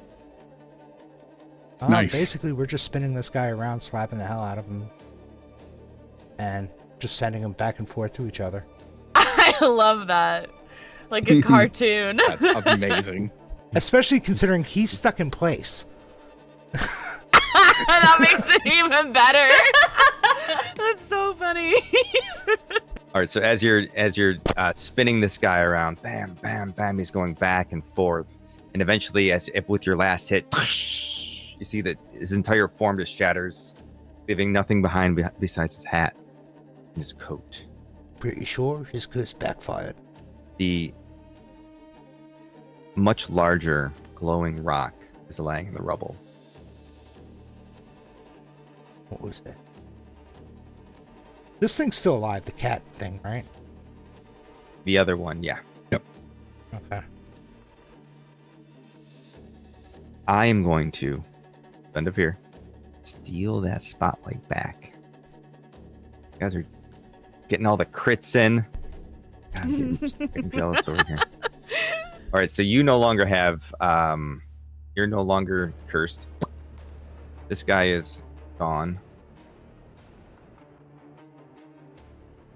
This one's going to turn to, I guess not turn because he can't really move, but it's going to turn to Throg, who's right there. And it's going to launch another claw attack. 12. Does 12 land? Yeah, my evasion's 9. Okay, so as it's still entwined in vines in place, it's still swiping at you through these vines, and it deals 9 damage.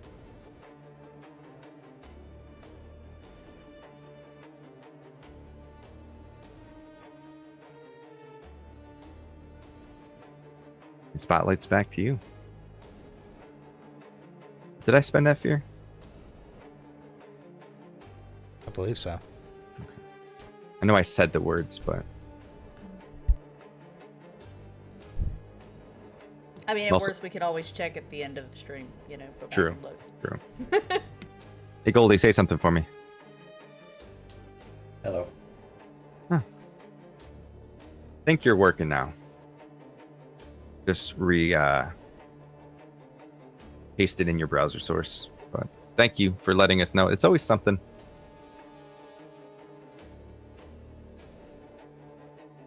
All right, Spotlight's back to you. Echo hasn't done anything for a while. Yeah, Get him, let's go, Echo. Echo. Get him, Elland. Okay. Can you spin it for me? So I can get a See better a view look of of where everyone me is. and yeah. Oh, that. No. So you're right here Oh, on the perfect. step still. Okay. You got So these folk here attacking your friend, and you have I know. this one here attacking your new friend. Well, I can attack. Wait, hold on. Are there 2 enemies over there? They killed one, right? There's one enemy left here. I'm Okay. sorry, no, over here. Sorry, my mistake. This one is dead. There's one enemy way Okay. over here, and the other one is down.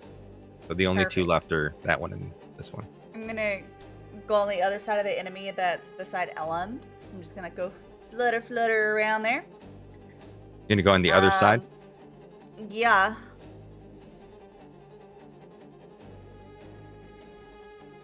Okay. I against just all imagine Echo. adversaries. I just imagine Echo kind of like, since he's flying, I just imagine him like,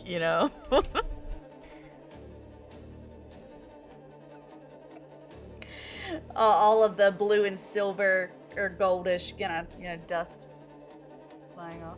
I guess I technically didn't have to fly around, but it's fine. We're gonna Okay. go with it. Okay. We're gonna do fireflies. All adversaries within. Oh wait! Zoom back out for me. Oh, instead, can I kind of fly?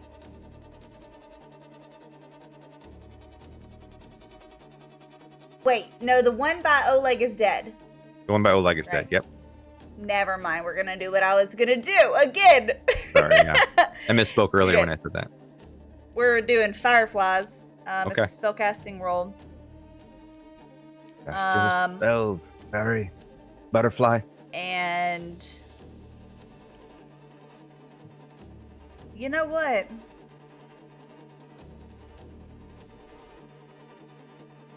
No. I'm just gonna hit it with my short staff. It's fine.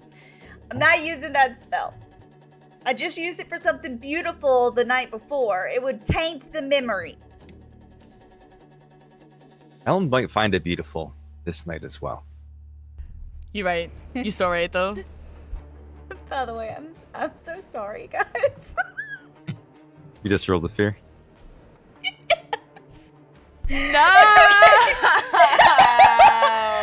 Echo's Yes. not allowed to do anything else, okay?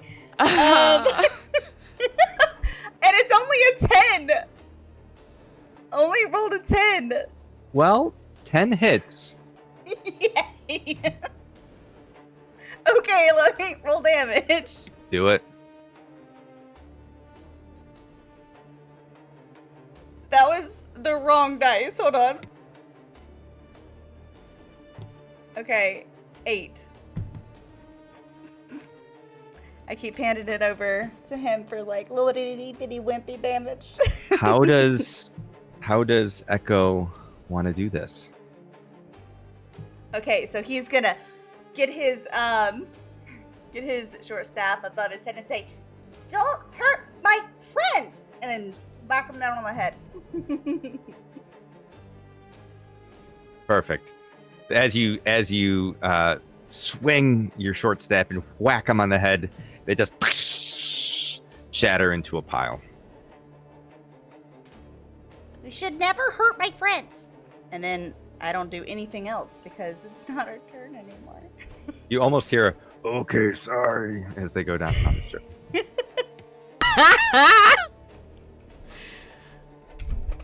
All right. Oh, that was with fear. So that's back to me. I'm going to go ahead and... actually, I can't do anything else if I do that, can I? I'm going to clear this restriction. We joked about being double restricted. You can't be double restricted, right? No, I don't think so. Okay. And then that's all I can do because I can't re-spotlight that person or that adversary.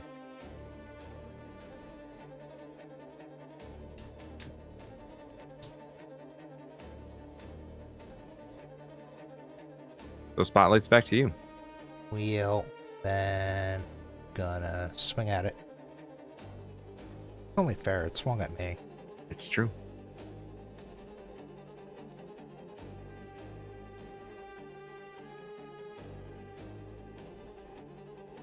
This would be a 19 with hope. Take your hope and roll your damage.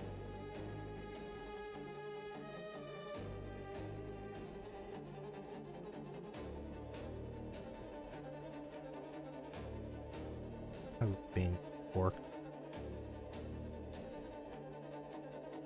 That would be a 14 damage. All right, so that takes it to major damage. Takes 2 hit points. You can see that the rocks are starting to sort of fall off this thing. Just trying to keep itself together. May I also stab at the creature with my dagger? You may stab away. Ooh, not very good. It's with hope, but it's only an 11 with hope. 11 doesn't hit. So as you swing, your dagger. No, actually, you have a rapier, right? That's a dagger. Oh, it is a dagger. Okay, your dagger sort of just slides off the side of the stone as it tactfully sort of moves away, sensing you coming up from behind it. That's back to me. It is going to attack Throg.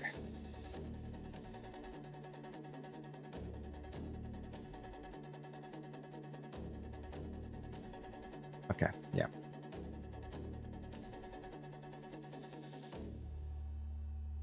$21. That'll do it. And for 10 damage. Okay.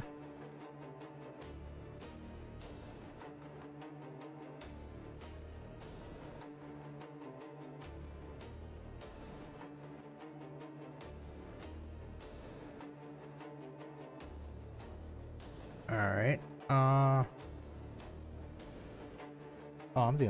We're the only two that I have somebody to play with, right? Mm-hmm. Right now. Okay. There might be some casters who might be able to make it that far, but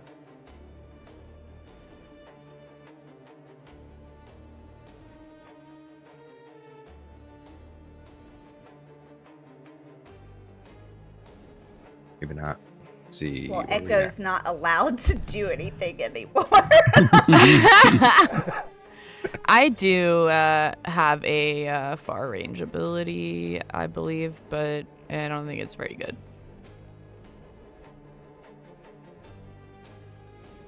You want to give it a try? You should do it. Yeah, okay, why not? I haven't done it before. So, okay, I'm gonna use Ice Spike.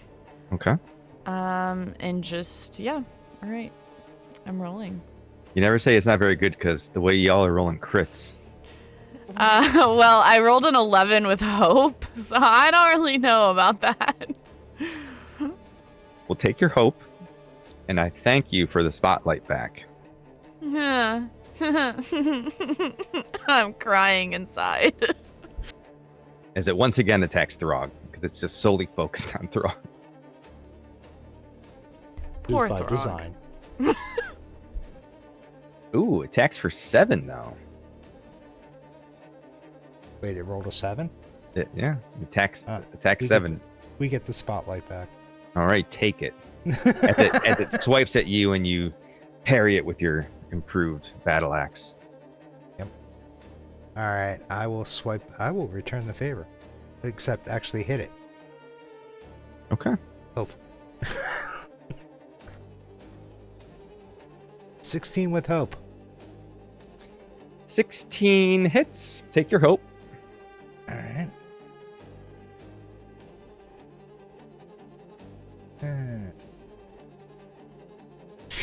I love this. I love this so much.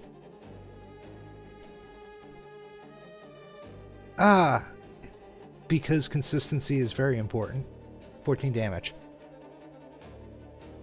Okay. 14 damage.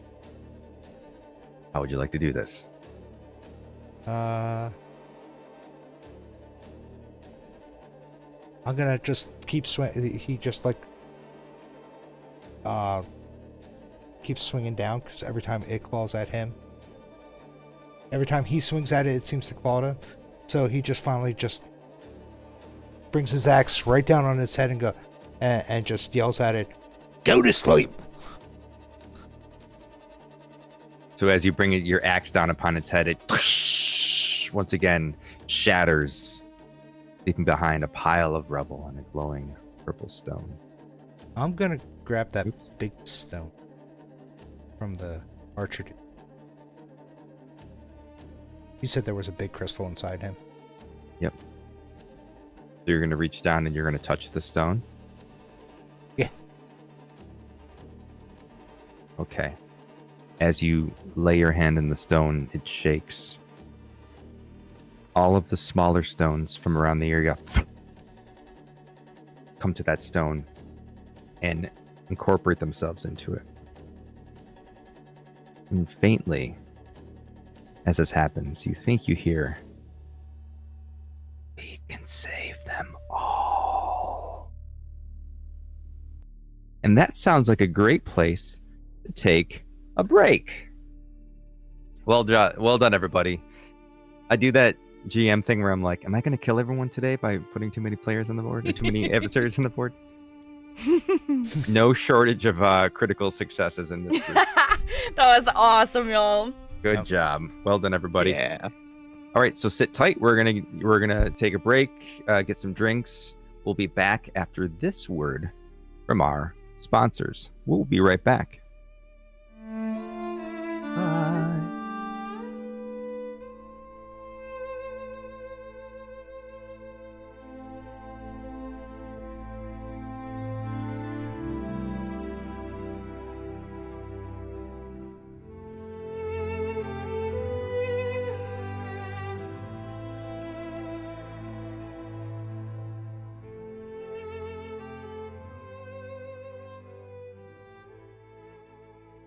Hey friends, have you ever wondered how to bring your ttrpg characters to life with just the right look? Well, in our Daggerheart actual play series, The Shattered God, we're doing exactly that with the help from our friends and today's sponsor, Hero Forge. With Hero Forge, we get to design every detail of our characters and adversaries, from the horns on a fawn wizard to the intricate armor of a Dracona warrior. It's not just about digital customization either. We can actually have these minis printed and shipped right to our door. Now, whether you're playing on a virtual tabletop like we do in Talspire, or gathering around an actual physical table with your friends, Hero Forge allows you to hold your heroes in the palm of your hand, even offering custom color and dice options to match your character style. So if you're ready to bring your heroes to life like we do for the Shattered God, check out Hero Forge today. And a big thank you to them for sponsoring today's video.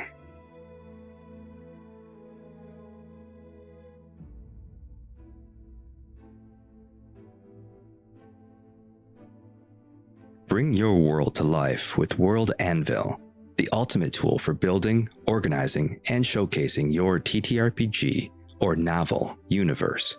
Maps, lore, timelines, and more, all in one powerful platform. Start forging your legend today at World Anvil. Use the link in the description to support the stream.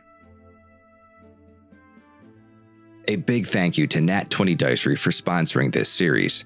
When the official Daggerheart dice set sold out, these artisans crafted me a bespoke set in my channel colors, complete with dramatic duality dice and a fear tracker. They specialize in handcrafted dice, but their catalog doesn't stop there.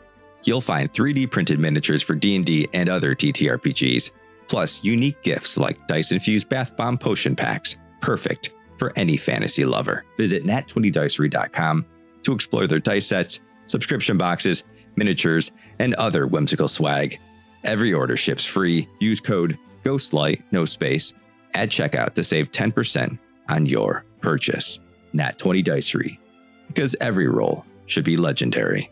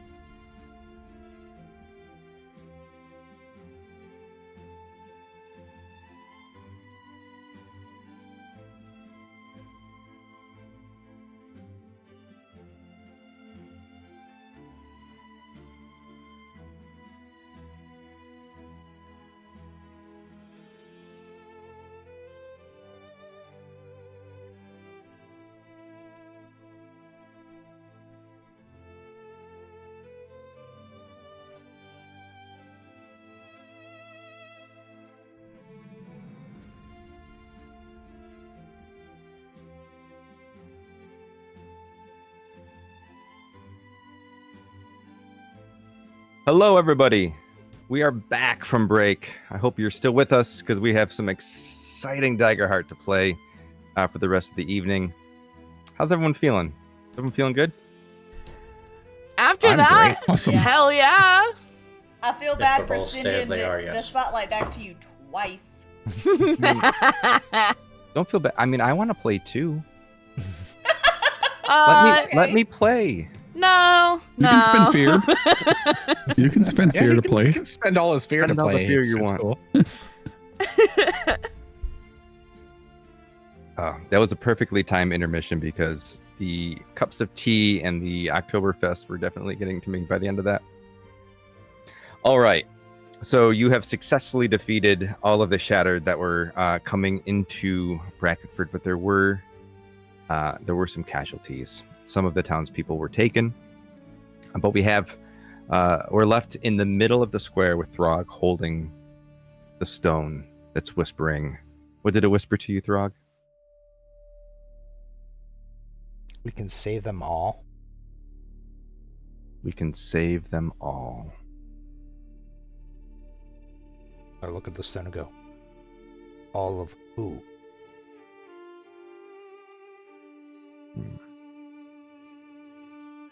And yes, I'm standing right next to Helm, talking to a rock.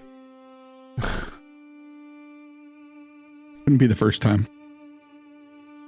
You promised you wouldn't tell anybody that. Yeah, it's just you and I, buddy. I mean, We're just having a conversation. That was more the beer and herbal remedies than a glowy rock. Don't worry. I will erase it from your mind one day. Obviously. Too soon? No!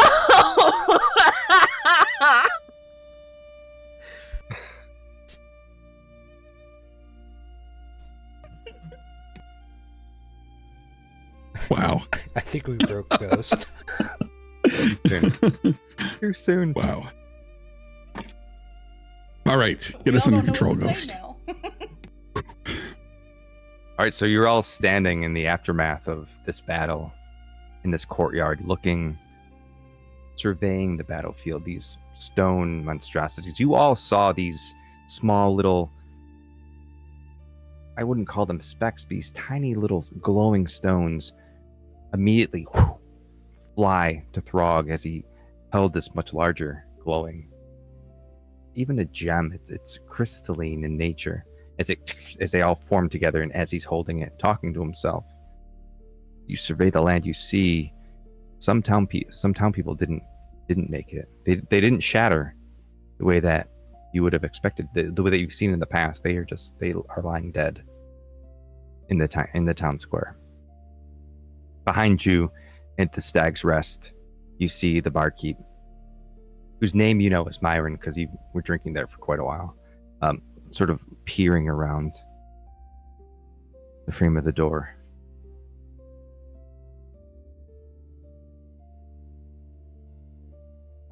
What did you say before we took a break? You said when Throg touched the stone that was like glowing lavender, the other like little shards collected into something? They were collecting into that stone? Yeah, Is that right? They were drawn to that larger stone. Okay, got it.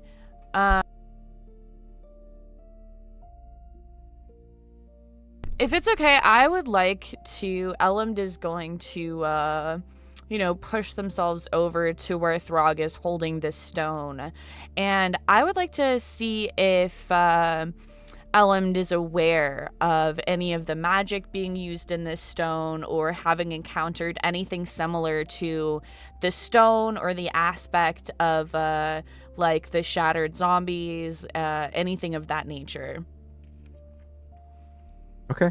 You're using it as, have you studied it? Have you encountered it? You're remembering. So give me a knowledge roll. Awesome. So I'm going to go ahead and a hope, if I can, to use my experience. I build museums in my mind, so I'm going to, kind of meander those museums and roll with knowledge and see if I can possibly figure some stuff out. Okay.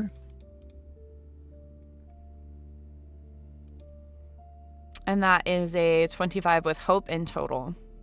That succeeds. So how close to this thing are you getting? Are you holding it? Are you just looking at it? No, I'm just getting, probably idling up like next to Throg while he's holding the stone. All right. So as you examine the stone and you feel the energy it's emitting, you're trying to remember if you've studied this power before. But you're coming up empty. However, there's something gnawing at you. You've certainly felt this before, though it's completely alien. It's sort of the same power that you felt when Nixarath rose from that vortex in the council hall. I was going to ask if the voice sounded familiar, or from like any visions, any of the stuff that went on in the hall. No role Some- necessary. Nothing. It didn't strike you as the voice of someone you knew or a voice that you've heard before. It just felt very, almost like a whisper, ghostly, more almost music on the wind. Very subtle, very quiet.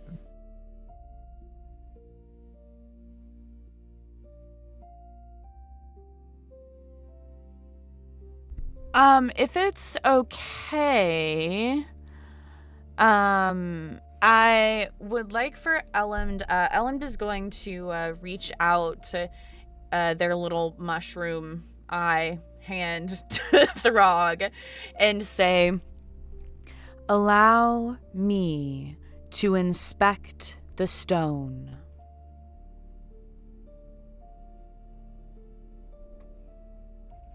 Frog will nod and just hand it to her. Them. Sorry. No, you're good. So what I'm wondering is, if Elend experiences anything while they're touching the stone rather than just looking at it. As you touch the stone, you hear this whisper. Again, very subtle, almost as if it's, once again, just a voice drifting on the wind. You hear, even broken, the spark endure.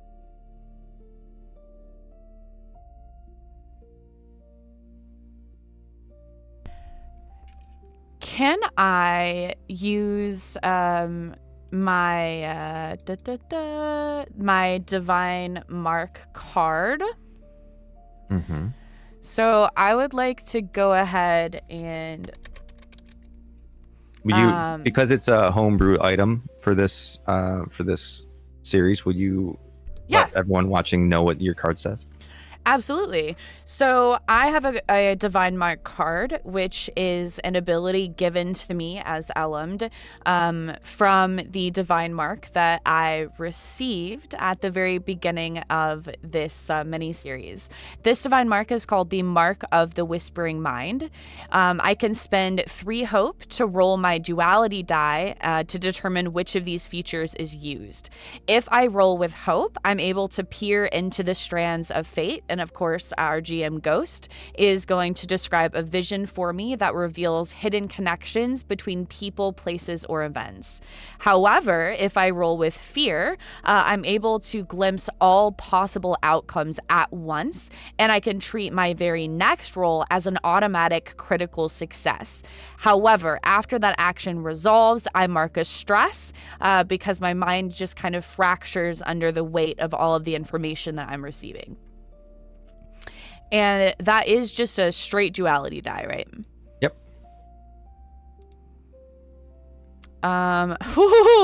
I rolled a 15 with fear. Okay, I am going to take that fear. Boop. So as you hold this, you're still holding it, right? Yes. As you hold this stone, and you feel this tug from your divine mark, which sits atop your mushroom cap. This bright light within your mind flashes. You see a vision of pure white, and it slowly fades to this erratic, fast-moving picture. You see children playing. You see an old man working on a wagon. You see a farmer in the field. You see soldiers killing their enemies. You see an old woman rocking her grandchild for the first time.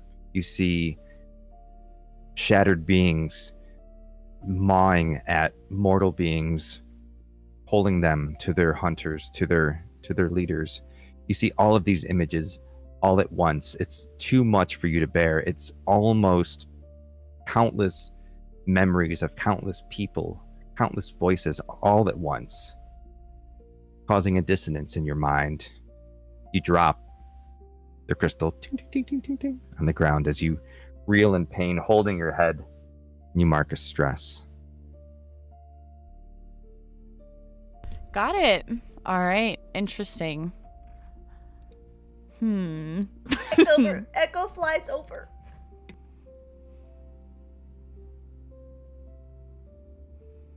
Do you have any questions to clarify that at all? I do. So obviously Elend at this. Okay, I have a kind of a player question and an Elend question. My player question is, am I able to, like, at a later point in time, like, recall these things and interpret them to a better extent once I've calmed down? Potentially, yeah. Okay. So my next question is for Elend at this moment. Is there anything that Elend deciphers of the very last kind of flashing vision from this white, kind of very bright access of information? You said there were shattered beings, or the shattered mawing at mortal beings, and you said holding them to what? Like pulling them to their, very similar to what you saw here, where there was like a very much a leader, like a hunter in the middle of it all, and these shattered beings are bringing the mortals to their hunters. But there isn't a last vision. The big takeaway from this is that Elend is seeing everyone, everywhere, all of the things, all at once, all mortal or otherwise beings. Okay. All right. Let me take a quick note here. Well, they do that. Does anyone else want to go?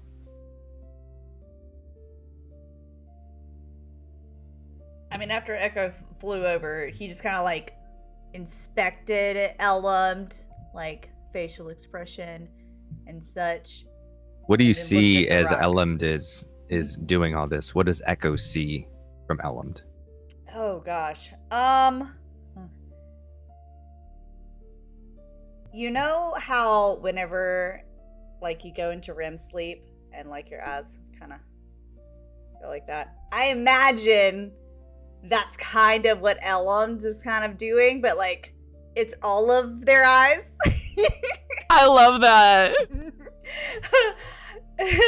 And he's like concerned for his friend, you know, because all the eyes are shaking.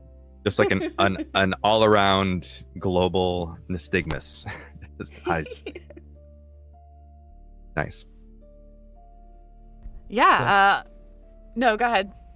I was just gonna say, when Elend drops the crystal, Throg will just pick it up again. Throg once again hears the voice. And save them all. All who?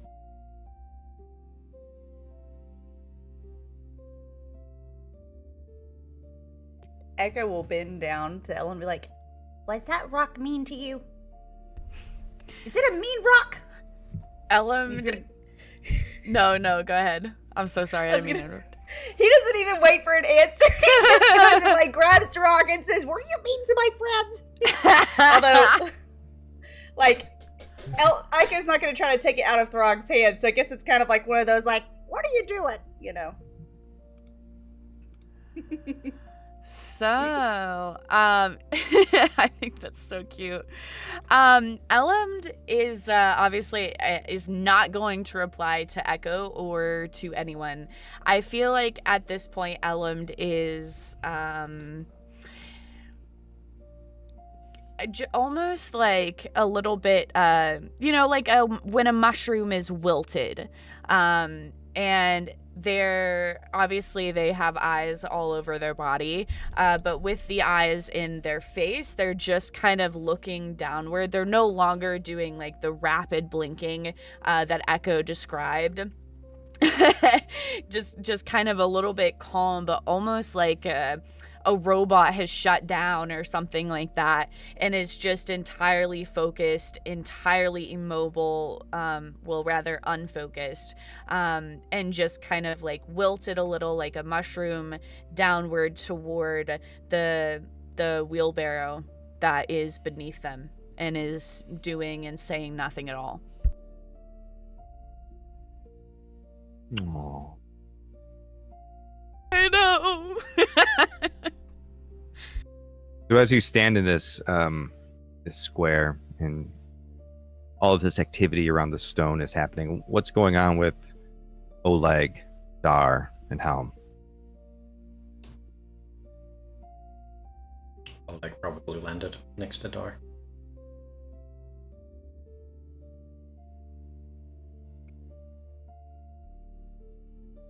I'm just watching what's going on.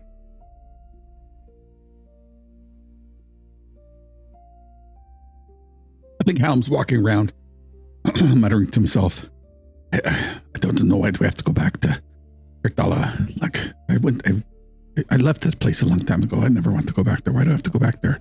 Maybe I can talk to these guys going back to the Elven place, because this is ridiculous. Like, this says a bad omen. First we get the king over here, and he points to Throg, and then we get these creepy things with stones in them. Why do we have to go there? And he's like doing a circuitous route around the tavern to see if there are any other of these creatures around.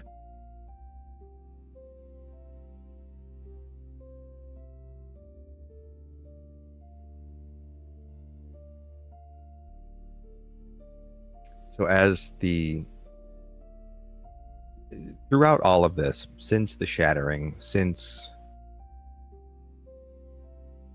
it grew dark in Lunastra, there hasn't really been a full daylight.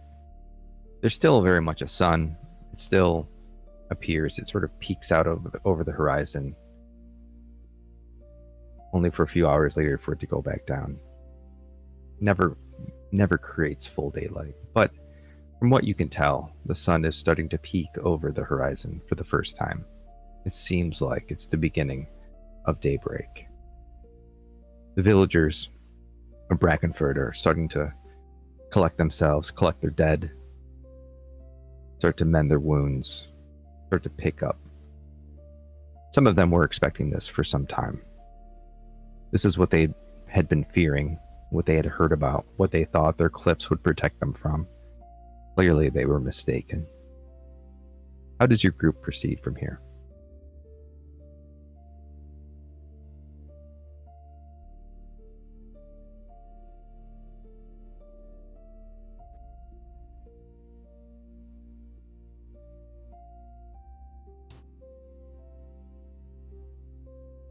I think Hal's going to come back around the corner and he's going to march himself up to Oleg and look up to him and kind of give him a toothy grin. Like literally toothy grin. Well, it seems like we're following you from place to place, so where to next?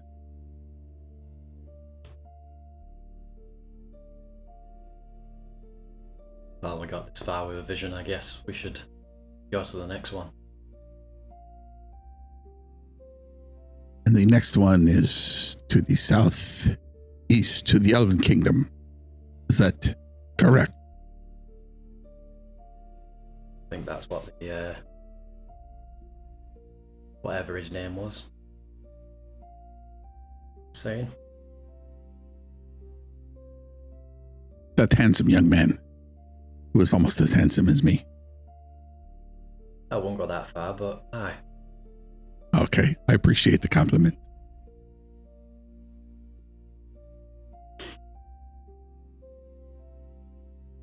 Throg looks like he wants to say something. Throg's kind of tilting his head at the reaction of Elman to the rock, so he just puts it away. Wait, I was not done interrogating that rock. Oh, it's sufficiently frightened of you. It has learned its lesson. Wait, how do you know that? What? Who wouldn't be? I'm gonna walk over to the other two.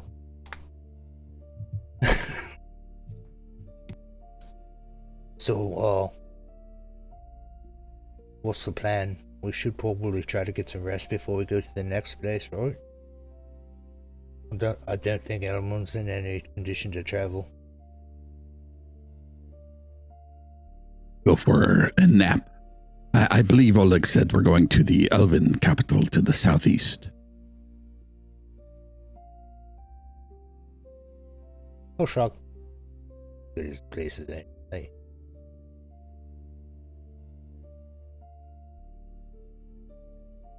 Can we really afford to wait? I will. Does Elman still look like a broken robot? Yep.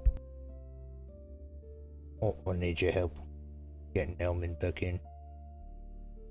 Oh, Up the well, stairs. hold on. Echo will get right in front of Ellen and be like, hey, hey, hey. Elmond is not responding at all.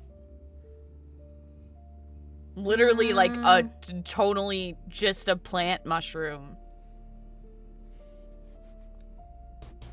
Well, the vegetable is on wheels. They're very... Elmond is very Super heavy, wheels. so, I mean, good luck with, with the cart and everything. If Very heavy altogether. It's a lot. we push the cart towards the tavern, I would imagine the only thing we'd actually have to do that would require sufficient amount of muscle.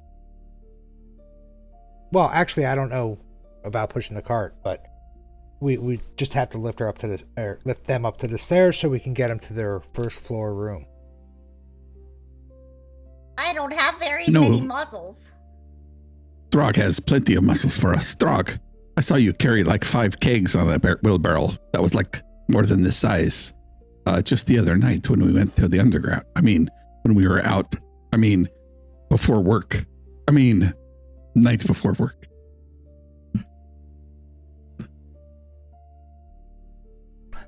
I'll push the wheelbarrow over, like very, because of the cobblestones and the uneven pavement, and very gently, and like get Elman over to the steps, and then I'm just like, I will try to lift it up onto the stairs. You give me a Wheelbarrow. strength roll. Yep.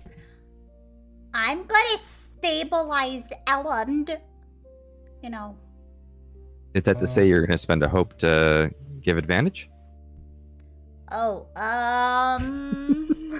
let's see. You don't have to. Sure. Yeah, we'll do that. That's fine. I'll still have 3 hope, so it's fine. I like to Oh. save 3. All right. Here's my piece of strength. I'll have a 15 with fear. Ooh. I'm going to blame you because you have me. I'll take that fear over here somewhere. I took it already. Mine was a D6. It had nothing to do with them 12s. What did you roll for your D6? Oh, you know what? Actually, hold on for a second. Did you add the D6 or no? I did add the D6, Oh, but I okay. forgot about my reroll.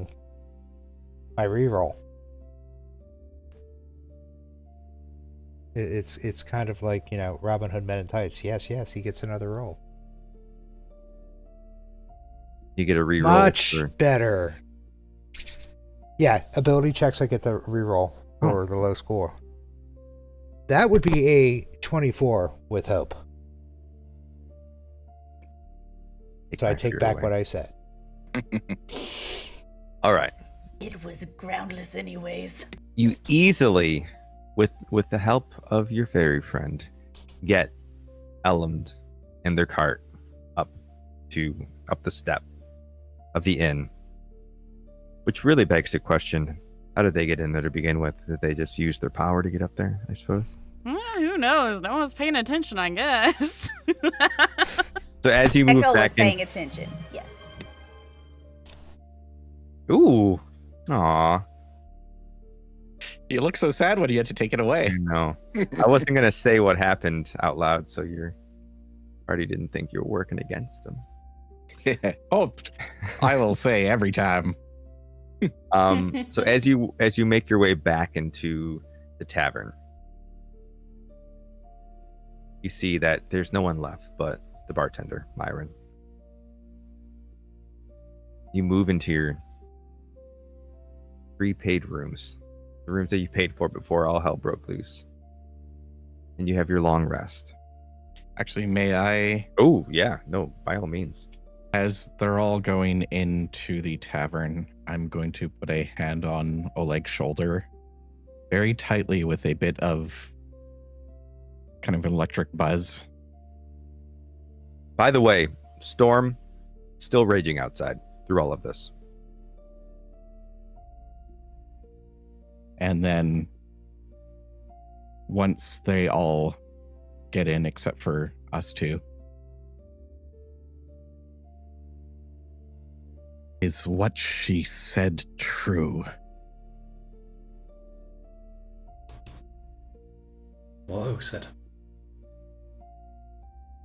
That sun lady.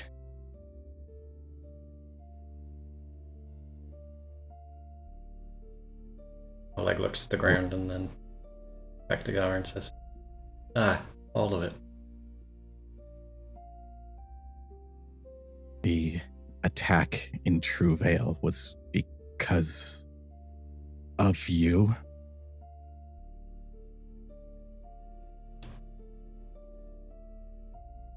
Ah, they were looking for me.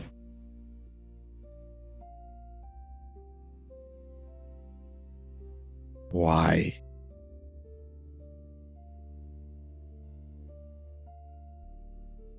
Because of what happened in Corvallis.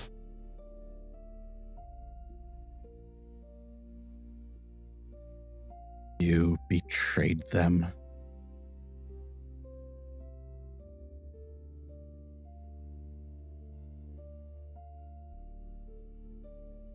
Me and my brothers, we joined up.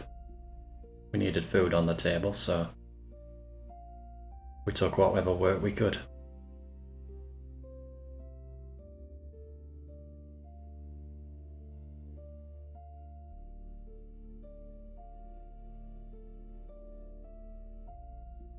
Who were the attackers?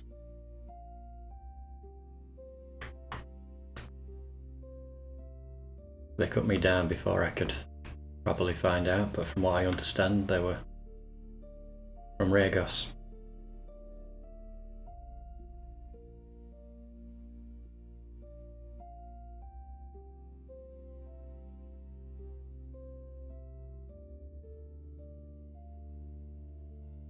I'll just stare at Oleg for a little bit.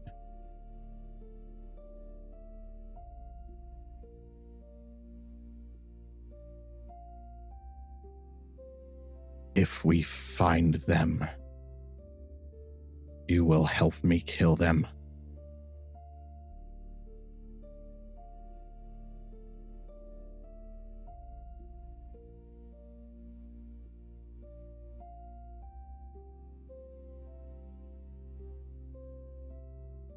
I can't hear you, Oleg. How about now? Yep. Yeah. Oleg's hand instinctively grabs at the sash at his waist, and he just slowly nods back at Dar.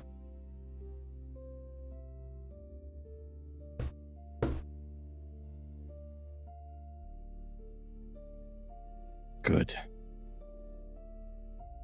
And then I'm going to walk towards the tavern.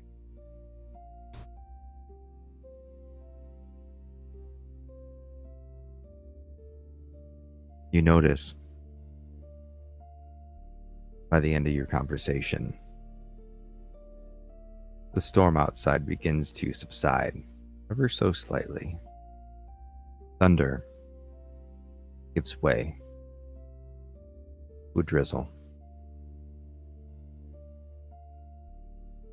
As you retire to your rooms, your 3 rooms, for your long rest. Who's doing what?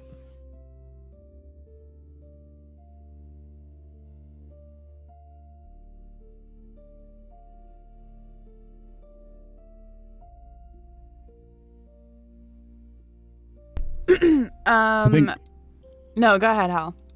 I think Hal, like, paces back and forth in front of the hearth, shaking himself out after being in the rain. He certainly would not have gone out in the rain had he remembered it was raining. But he's going to do that and then kind of sit down on all fours. And then before you know it, he'll probably cross his paws and fall asleep.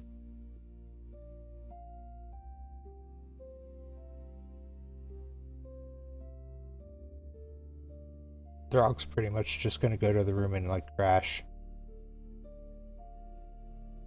Like not even take off his stuff, just as soon as he gets like within distance of the bed, just fall forward.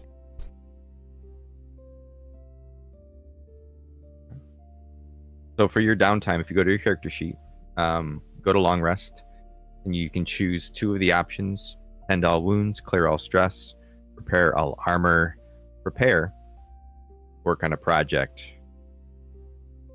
or other, which you don't need to. I think you did a pretty good job clearing the area of enemies, so we don't have to worry about standing guard necessarily. Elend was previously working on a project that was interpreting the book or deciphering the book. They no longer need to decipher, they can interpret if you want to continue that project as an interpretation project.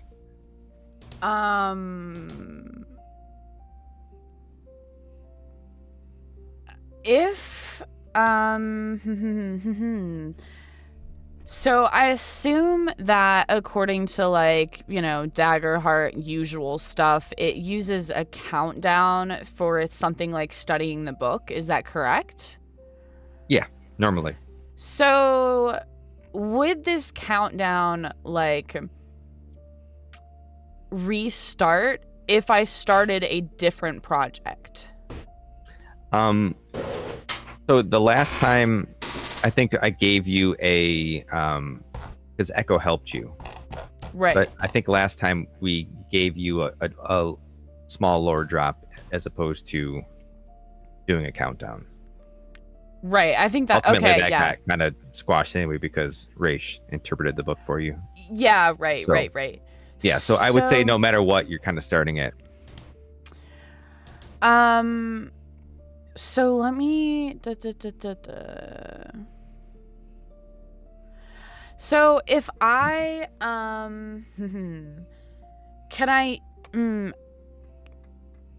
can I work on 2 different projects in my 2 different moves on long rest, like downtime? Yeah, I mean, it's your time to do with what you want. I would say that's fine if that's what you choose to do. Because what I'm thinking is, I mean, it will depend. The first project that I really want to work on is deciphering the information that I was overloaded with when I used my ability, the Mark of Whispering Mind. Okay.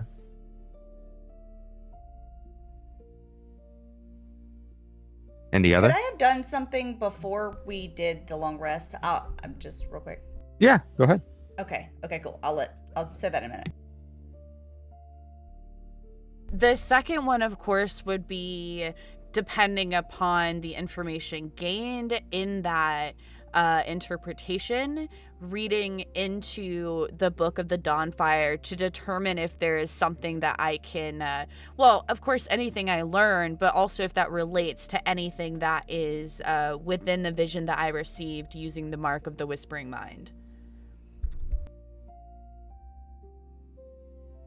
Well, so it would be a countdown, so you wouldn't glean any information right off the bat.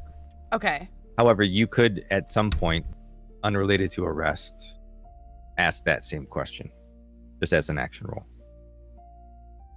So if you wanted to like use your knowledge, the knowledge you've gleaned from, because you've been studying the book, you were studying the book when we started. Right. If you wanted to see if there was something that you learned in the book that was related to your vision, you can certainly do that. I wouldn't say you'd have to do that in relation to a downtime activity, though. So you could do your project, and then you could still do one other thing, then do your action roll to interpret after downtime. Okay, my mind is boggled. Please reiterate slowly. Sure. Do your project if you prefer. Choose another downtime activity, and then you can ask about interpretation of your vision after downtime. You don't have to use a downtime activity to do that. Okay. Yes, I understand. That's what I'm gonna do. I'm gonna go ahead and use my first move in my long rest to work on the project of just like, reading through the book. Okay. And I'm going to do this. I assume Echo and I are in the same room, right? So I'm going to do this almost as if Elend is in a trance, not really being able to, just like being in a bubble, like not really reacting to any sounds or anything external, just entirely focused on this book. And then I'll use a second downtime, which I'm not sure what I should do. You can prepare to get more hope if you need some. And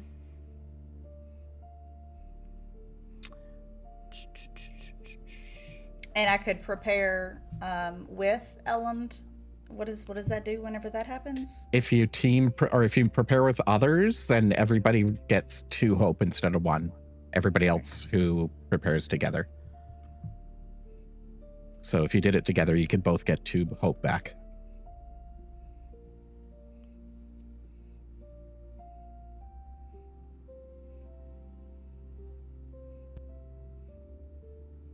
I think that's what I would like to do, is I'm going to go ahead and prepare as my second move.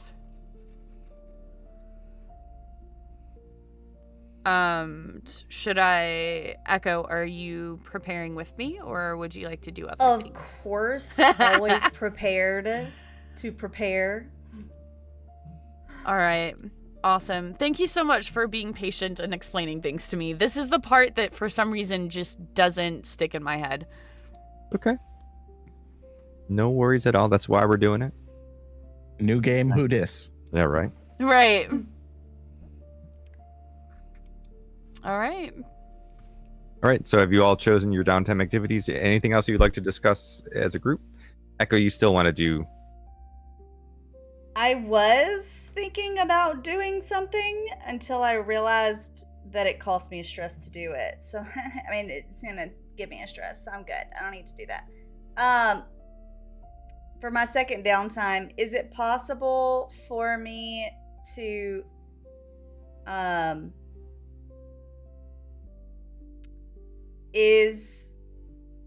can't remember during the battle. I know that Elend was either hurt or took armor slot damage. I don't remember which one. Can Elend fix one of those, whether it's the like tend wounds or repair armor for Elend? Yeah, I mean, if you want to. Yeah. Sure. You can heal other people as well, or fix other people's armor, I believe, if you use yours. True. Okay, because I don't need it, but like I have a second move I can do. So it actually does give you the option when you open up like repair armor or heal wounds. It actually does give you the option heal others, fix others. Yeah, you can do this to an ally's armor instead. Yeah, nice. Was it your armor? Yeah. In total right now, yeah, it was in this combat the armor that Like, I used an armor slot. In previous things, I still had an HP marked and a stress marked, so...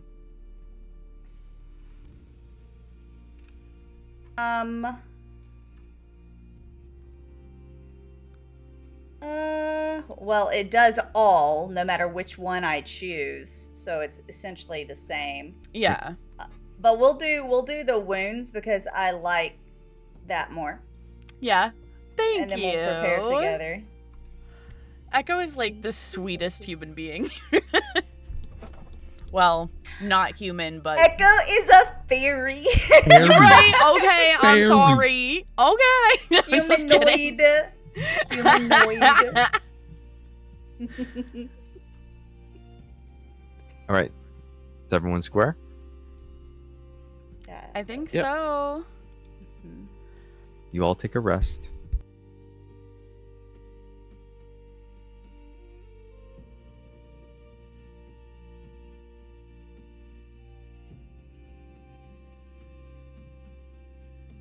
Up rolling. Mm-hmm. What? Don't say what. It's funny that you said uh-oh, because... Hell... What nightmare does Helm have?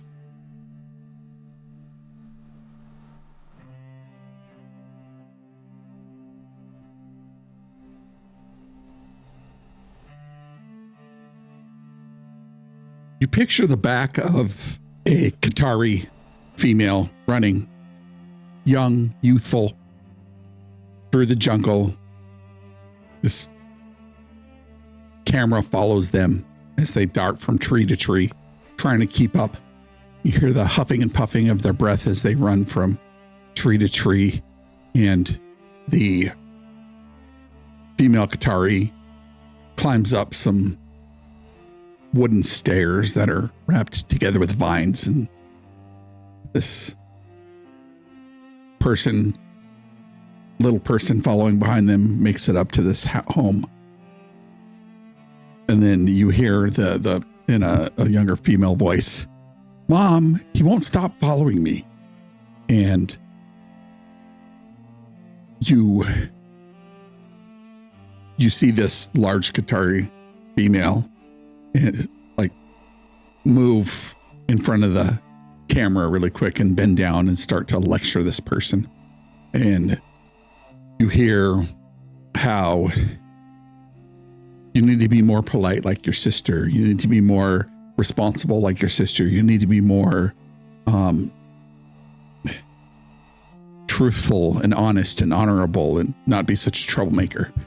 And I think you see kind of the camera slump down and look at the floor as it slowly makes its way into a darkened room where the door is closed behind them and the last vestiges of the light closes as the door is closed, and this individual is left in the dark somewhere after being punished for being a kid.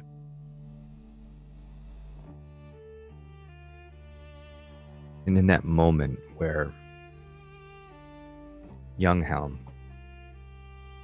this young individual, whomever they are, sitting in the dark, from where the light came to a sliver, suddenly, very slowly, two glowing blue orbs appear. And the light reflects the face of a scarecrow. How does Dar interact in this vision?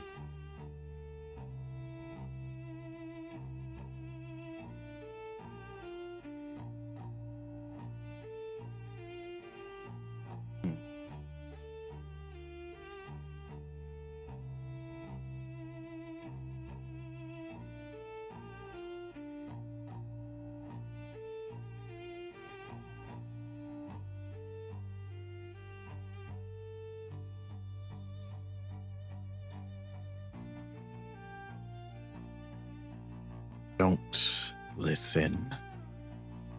Be yourself.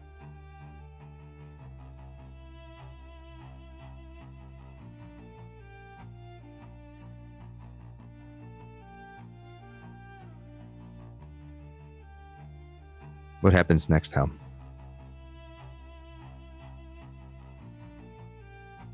I think this individual falls asleep and the camera dims, and you flash forward several years, and this person is in a large city. Lights dot the landscape, and you hear as they walk out the door, "Make sure you study hard at school." The same voice that had chastised him before, and he has his backpack on, and you see the person walking down the street going to school, and then he looks back over his shoulder before he darts into an alleyway, and he finds the same barrel that has been empty for days, weeks, months, and he takes his backpack and he drops it in there, and he straps on his daggers, and he looks around before he pulls the manhole cover and disappears into the underground on his way to Fence Club. The first rule about Fence Club is you don't talk about Fence Club.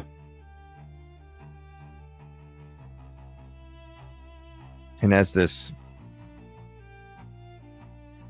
figure comes down the manhole and runs off, Dar, you're left standing, watching as this young school beastkin child bolts off in the opposite direction. And you're struck by this thought, by this name, this nickname. Saint Flicker.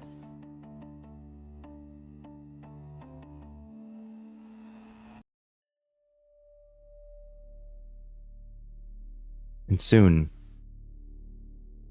what now passes for morning, it was already pretty much day when you went to sleep. What little light there's left comes through the window, slowly waking all of you as you prepare to move on.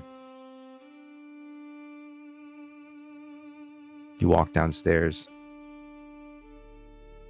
You see the people of Brackenford doing their best to move on with their day.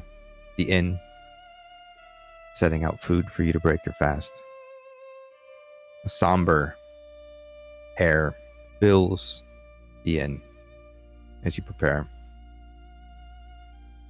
Slowly, one by one, each of you leaves your, again, 3 rooms as you meet where we started this whole adventure, at the tables by the bar. Myron once again behind the bar, this time putting some food out. And now it's your choice to make where you go next.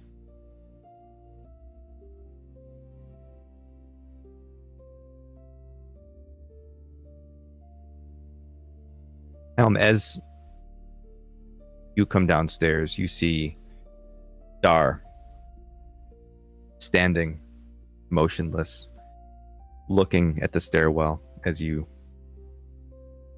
descend. And your eyes connect with what passes for eyes for Dar. And you see the Dar is staring at you, watching you walk down the steps. What feeling does Helm have in this moment?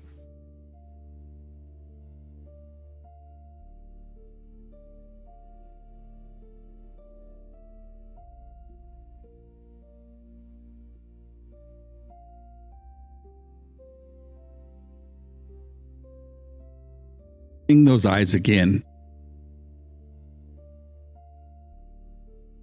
and realizing where they have come from Lunesra, the wreckage of Lunesra. And realizing all those years ago how those same eyes led him on a path that was a path of his own to forge, not where his parents wanted him to be, because they already had the perfect sibling.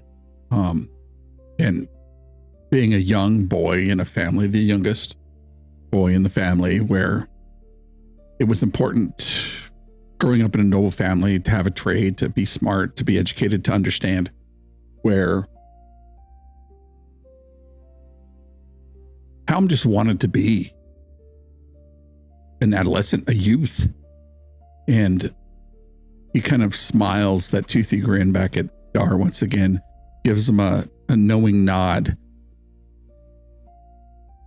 realizing now that in this moment, all those years later, he's still living that life, that path of being, carefree, doing what he wants. Even if people tell him not to do that, he's still just going to do what he wants. And so this reckless youth, because Hallam's still quite young comparatively, that his path in life could have gone one of two ways. He could have been the perfect sibling that his sister was, until now he's like, you know what? I'm going to do this something else. He could have been like all those people stuck in the city, but because of what this person has really instilled in him of doing what you want to do and being your own person is how that's led him here. And I think Hal gives Dar like a knowing nod as he passes by him and puts his paw on his shoulder and nods, knowing, almost a knowing thanks, or a nod of thanks, where it could have gone way differently had he not been encouraged to follow his own path growing up.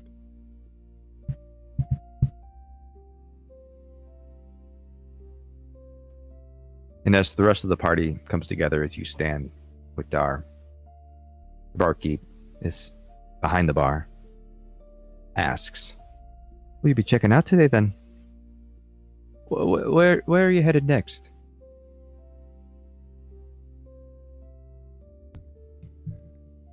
Well, I mean, last we said we were gonna go northwest, right? Oh, up to Regos then. I'm pretty sure that's what we were talking to the dude about. Yes. Oh, yeah. It's not too far. Just maybe a week's travel. There may even be a cart available if you check around the corner as well. If you have some money to spare, you could make your travel if you have things to carry. Or I know that we're in a bit of shambles at the moment, but Thought we were, and he looks towards Throg and Oleg. I thought we were going to the Elven capital to the southeast. But, Oleg here is the one we follow, right? I don't know. I just remember what we talked to the person about that had the book, that travels throughout all time and stuff, Like, when we were talking to him, we were gonna go northwest.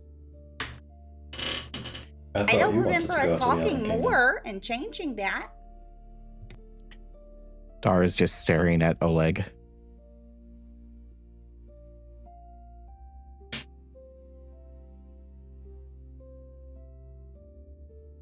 So where are we go? Are we going the place we all talked about, or did we change our minds?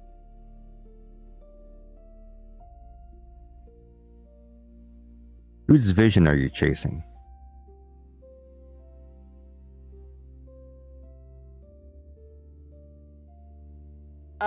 All I know is, are you asking the player? No, I'm asking any and or all of you.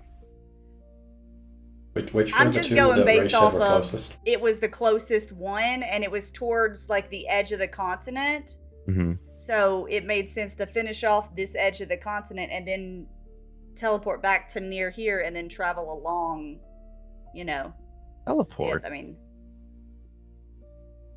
so, I don't know. I was just remembering what you said before the session started. You're like, remind me. I literally put it in the chat. I was like, Phoenix, don't forget to drop a We portal." haven't left yet. I'm not Okay, dropping the alright. portal in this place. Not It needs in to the be tavern. hidden. You're Unless we trust this tavern keep to, like, not let people near it. But I don't know this tavern keep at all. I mean, you may have won some favor. You guys, like, save the Frog. town.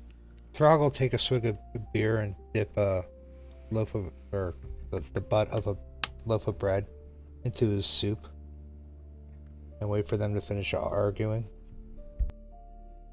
And then kind of just look at everybody and go, I do believe we were going to row first was kind of a roundabout way and we'd have to back all the way track here. And we did talk about putting the portal about halfway between here and Royal. And then I'll go back to eating.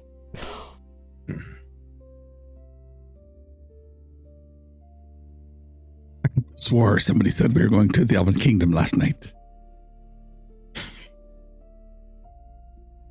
Alex says nothing but stares at Hal, knowing for a fact it was him that brought it up.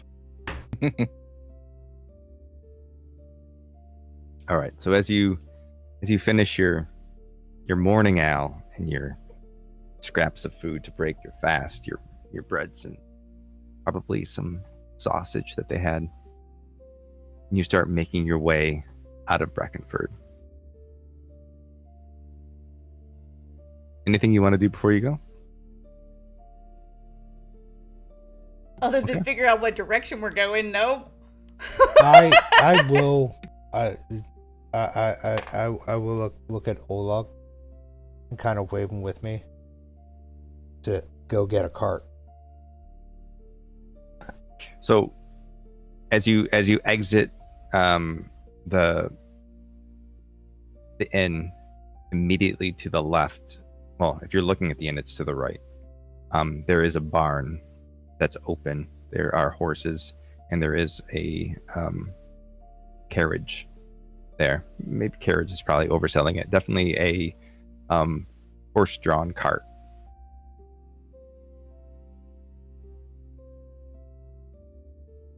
Are you there? How much to rent the court? We're just going up the coast a bit. There's nobody there to ask. It's just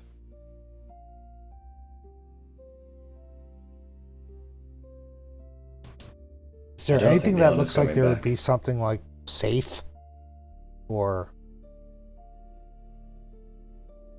well, this barn itself only has the barn doors that swing open.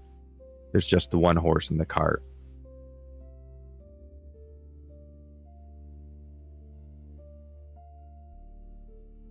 It's a brick Or- building, if that helps at all.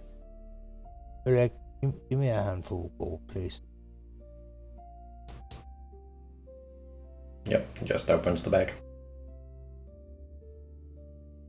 Do we need to see if they have food for the journey? Oh, I'll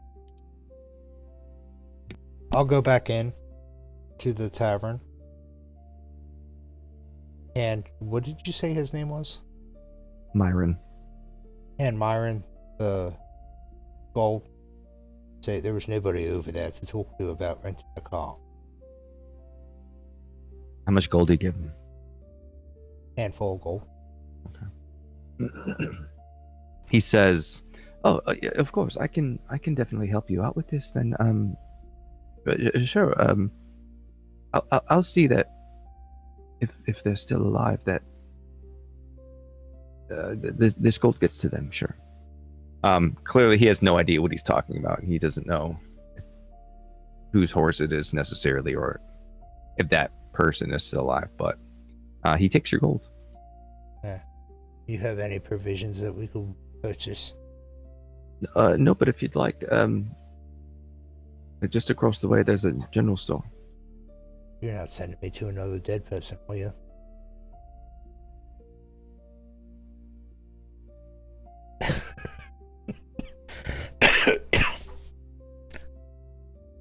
I'll walk across the thing. All right. For a couple of handfuls of gold, they're able to give you a bunch of loaves of bread, some potatoes, maybe some dried meats, enough for maybe a week's journey.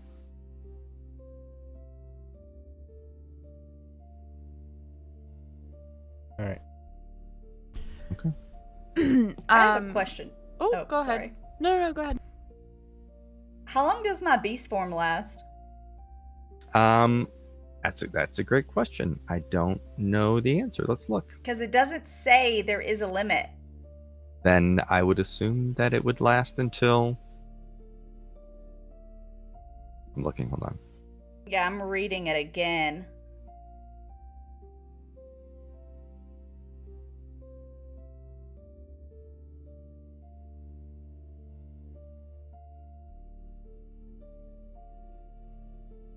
It doesn't say. I would take that Cool. as long as you'd like it to. And instead of inviting along another mouth that we have to feed, Echo could just turn into their horse form. That's wild. It's a Clydesdale horse. That's crazy. Well, Can you that's speak? wild supposed to be a pun. Yes, I can communicate like normal while in beast form. Oh, that's Clydesdale so with cool. Echo's voice. Yeah, unless it's what I can see here, unless you're knocked out of the form, aka knocked out, or you can Yeah. just keep it going. Well, there we The go. horse was part of the provisions. So Throg can go back and get some of that gold back because you're really just renting the cart now. No, I'm going to leave it there. Echo, how does your horse form appear? If that is what you're doing. Well, let's see. I imagine like Echo. Hold on. I have to look at a picture of Echo real quick. Just a second. Okay.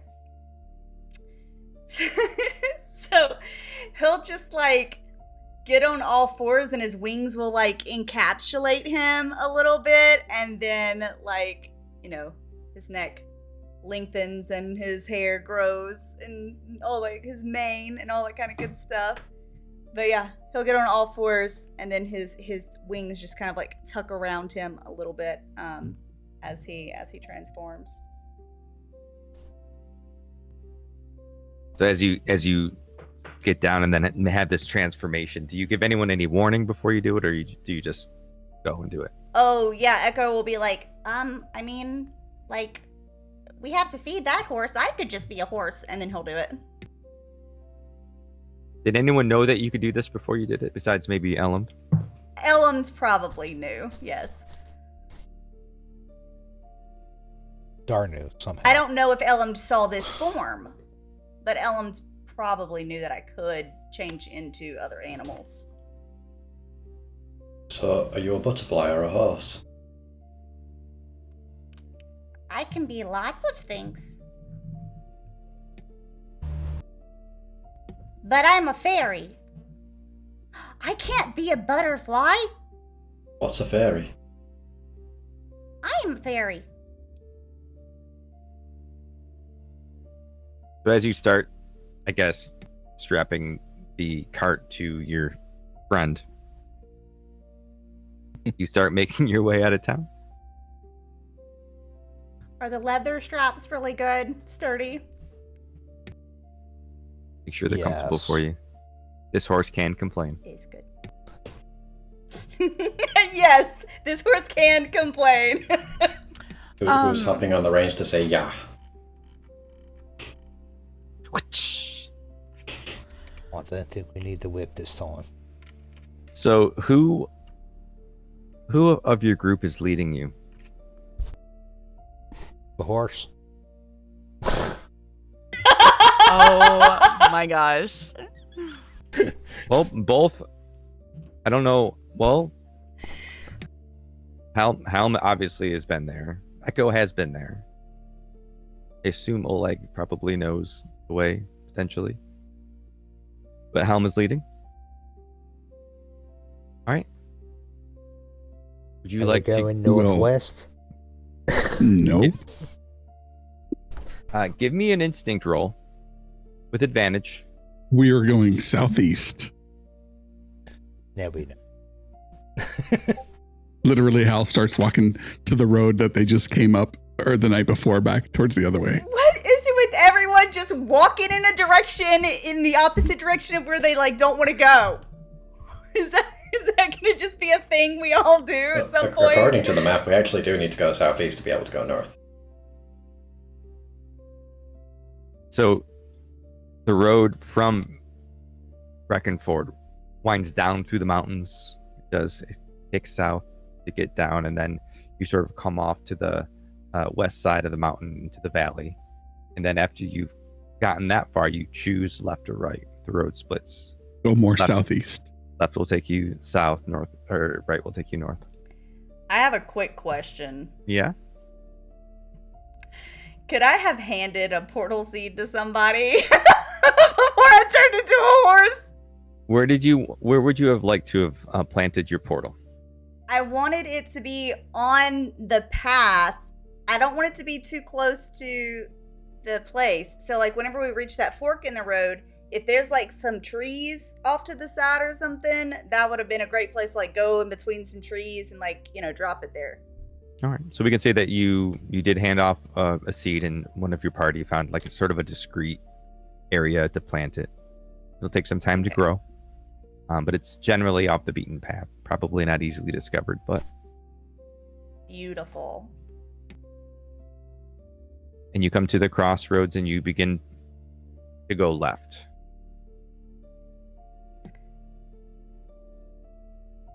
So is there a particular reason why we're going this direction instead of the direction we all agreed upon? Because this is the way to get to the place we want to go to. But that's not the place we were going to go to. We can't so go there eventually. it's not. I thought we talked. The book wizard that we were going to go to the north. Yeah, the northwest, and we're going the opposite direction. All right. It's very How can confusing. how can we do this? Let's do. How many people are you trying to convince? Who is Everybody. who here needs convincing? Let's start there. Me, I just want to have y'all imagine the Cloudsdale horse mouth opening up and down. I don't understand. Okay, I'm good. Oleg's a wanted criminal, so he doesn't want to go either. Okay. Okay, so Oleg and Hal don't want to go to the northeast. How does Elm feel about this direction? I am very familiar with this area, for multiple reasons. How do you feel about Helm's potential deception to try to get people to go to Elthwyn? I don't particularly care. I don't think that Elmd has a real care about it. I mean, we have all these places to go to anyway, so it doesn't really matter which one is first or next. Although I do think that because of Elm's previous encounters, they probably have an idea of of what Helm is doing and why he specifically, a general idea of why he may not want to go in this direction. All right, so this is what I want to do. Anyone who needs to be convinced, I want to do a group instinct, right? Yeah. No. Yes, group instinct. Okay. against Helm's deception. So who needs to be convinced? Elm doesn't really seem to care. Oleg doesn't care. Dar, Throg, Echo. Who wants to lead this group role? I do, but can I use... This is not a negotiation. I mean, yeah, That's so that good. seems- yeah. And this is just to be convinced. To go. And So- I mean, Echo use- just wants to know why. Like, Helm, what do you want to use? I have an ability called Deft Deceiver, which allows me to spend a hope to gain advantage on a roll to deceive or trick somebody into believing a lie that I tell them. Okay. Yeah. Spend that hope. You guys are so adversarial. I love it. All right. So Throg's going to lead. Okay. So gonna I use need my- Dar and Echo to roll instinct.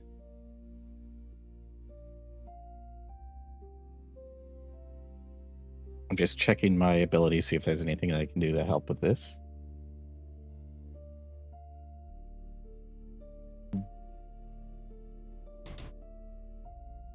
And Helm, you can roll whenever you're ready, because you'll set the difficulty. All right. I will.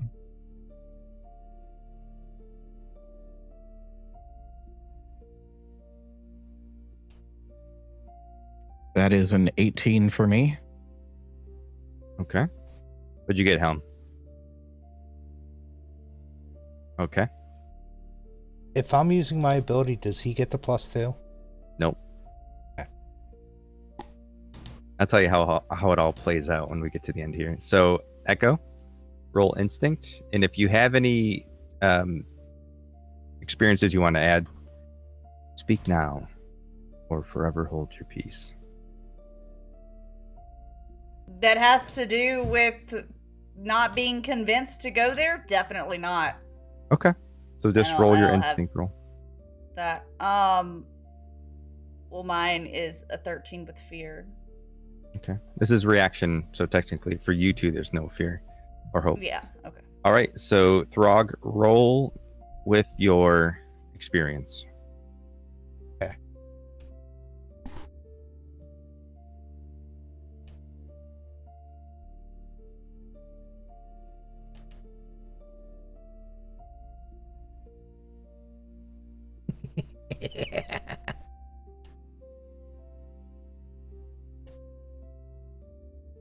Nice. 18 with hope. Is that with your experience? Yeah, that was the +2 for my experience. Okay. So you also subtract 2 because neither Dar or Echo met the difficulty of 23. You also failed. But you gotta hope. You all gotta hope. Helm, what was yours with? Mine was with fear. So you're in a panic because you're stressed about potentially having to go to Caer'thala. But while you're lying to your somewhat newfound friends, but Throg you've known for a while, you mark a stress. And that's it. Helm has convinced you all that the way to Elthwyn is the way forward.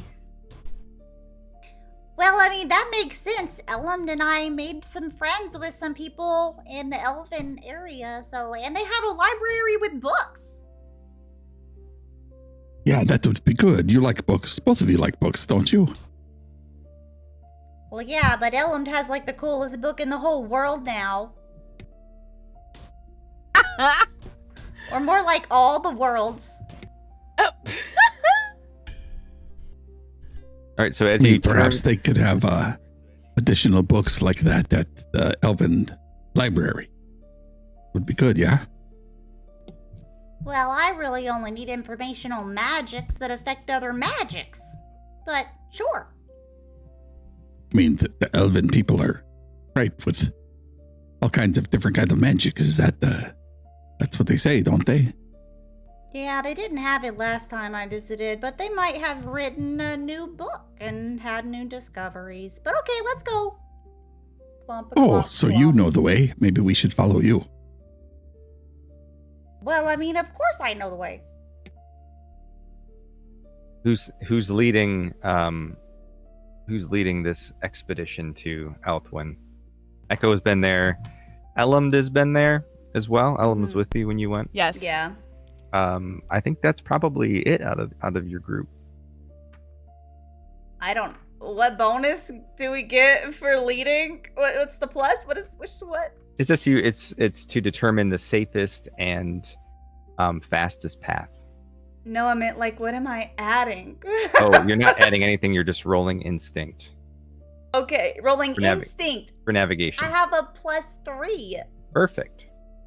Oh wait, hold on. Let me check my beast form. I don't think. Oh man, I don't think I actually have that card. I need to find it.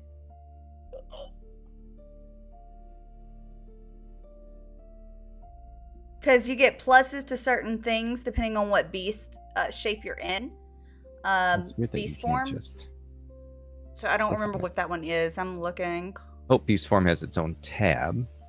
Select a beast form. And you're looking None of at them. your. None of them were in there whenever I looked. They might just not be shown to me. Your nimble grazer. Is that what it was? No, that would be like a deer. It's a level 2 one. I just got it.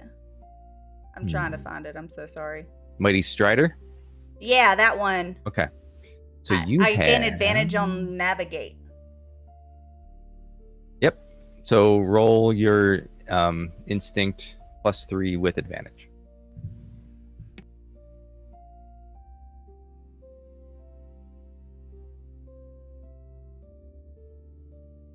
The dice gods hate me. Okay.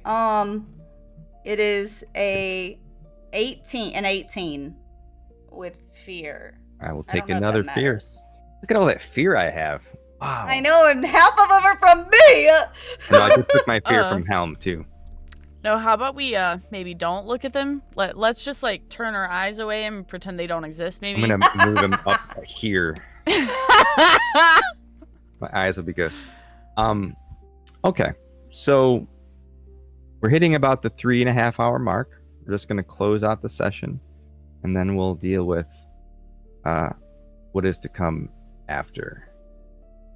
I'm gonna rename this episode, and it won't be a part 1 and part 2.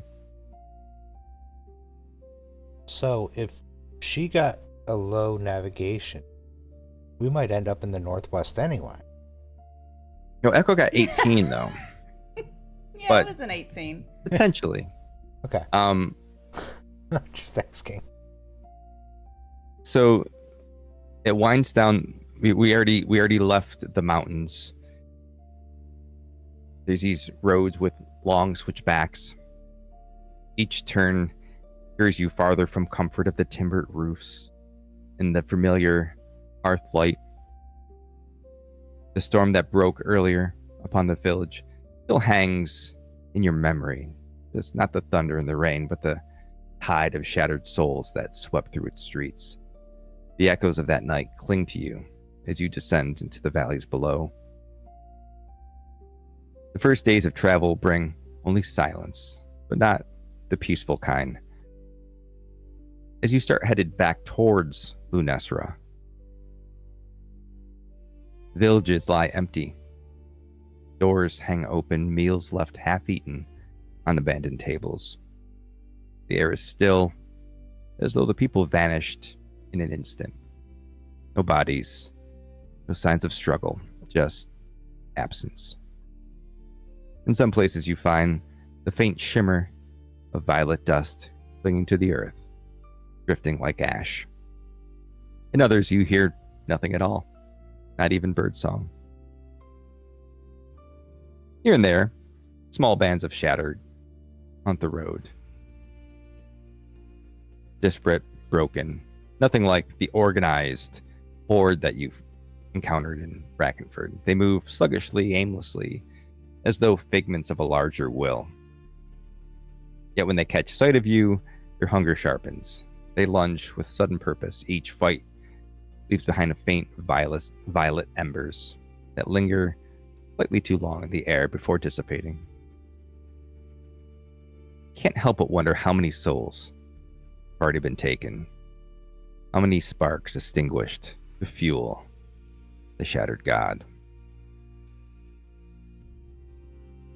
As you push further, paths wind along the countryside, mist clinging to the undergrowth. The night begins to fall. As you approach somewhat of an opening, you see the glow of firelight flickering.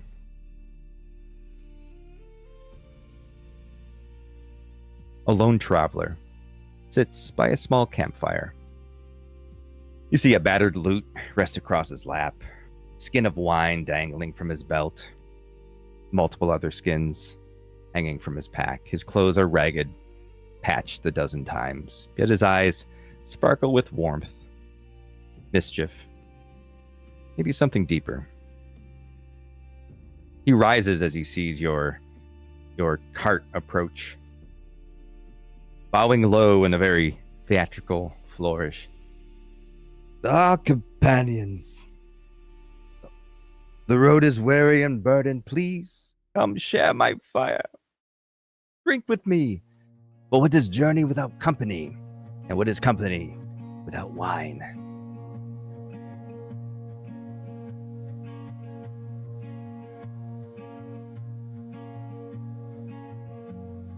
Hello? I'm offering you wine.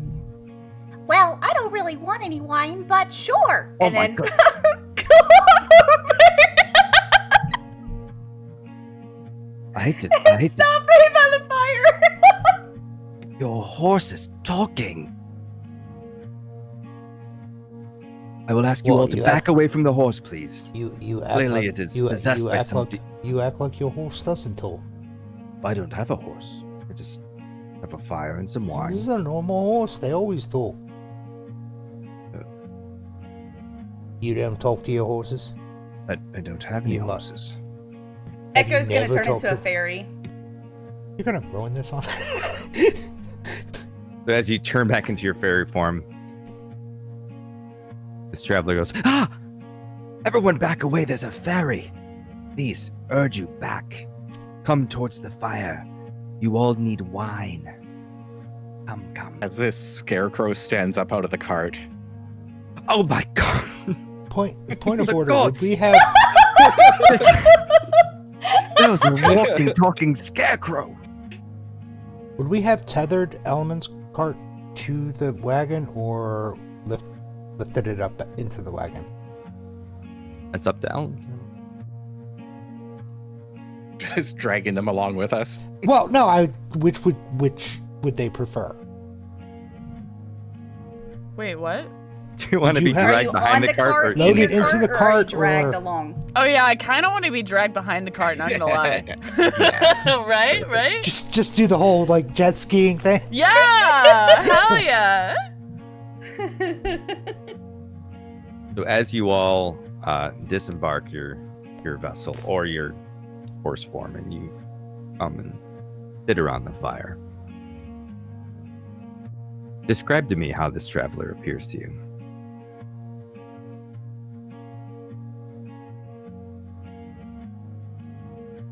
Throg is very uncomfortable around him because he looks like the people who looked down on him in the capital when he walked by to the guard duty. Like a commoner.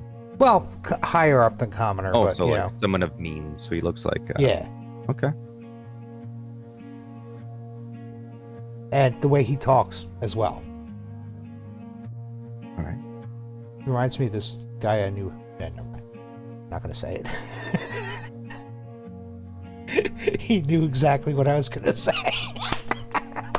He's like, please sit, come. Sit with me, enjoy the company, enjoy the wine, enjoy the revelry. Tell me your stories. I haven't spoken to anyone in this road for many a week, at least. Matter of fact, you're the first I've seen so far in quite a long while. Would you like to sit?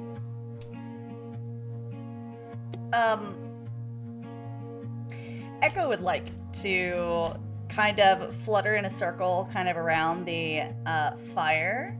And No moth to the flaming. Huh? No mothing. Yeah.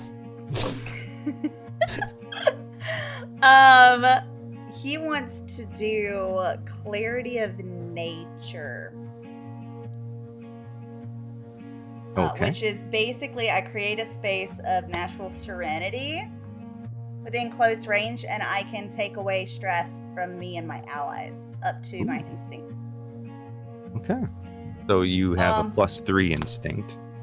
Yes, and it oddly enough uses a stress to do it. Huh. But So it's Okay. is it a you use you use a stress and then you clear across everybody, you share, you distribute 3? I distribute as I choose 3, Okay. and I can also include myself. Okay. Oh wait, hold on. I just clicked the one stress and it removed a stress instead of it costing a stress. So I guess it doesn't cost the stress. And what the clarity of nature? Yeah, it doesn't. It doesn't say in the thing that it costs the stress. I thought that it cost the stress because Oh yeah, of no, the it just stress said button. clear stress equal to your instinct. It's once per long rest. Yeah. Okay, well, one of them is going to be mine because I did have one. Okay. Where do the other 2 And go? who all has stress and how many? Like, can I just tell who looks stressed? I know Elland looks stressed because of the whole rock thing that was mean to them. I just have one though. Helm's a little stressed. Throg's a little stressed. I'm not stressed. Oh. Helm's a Okay, little then I'll stressed. do one on Elland and one on Helm. Okay. So that'll be my 3. Cleared my stress. I'm gonna pull a keg down from the cart because I don't trust the guy's wine. Oh, okay. Oh, side note, it said that I create serenity.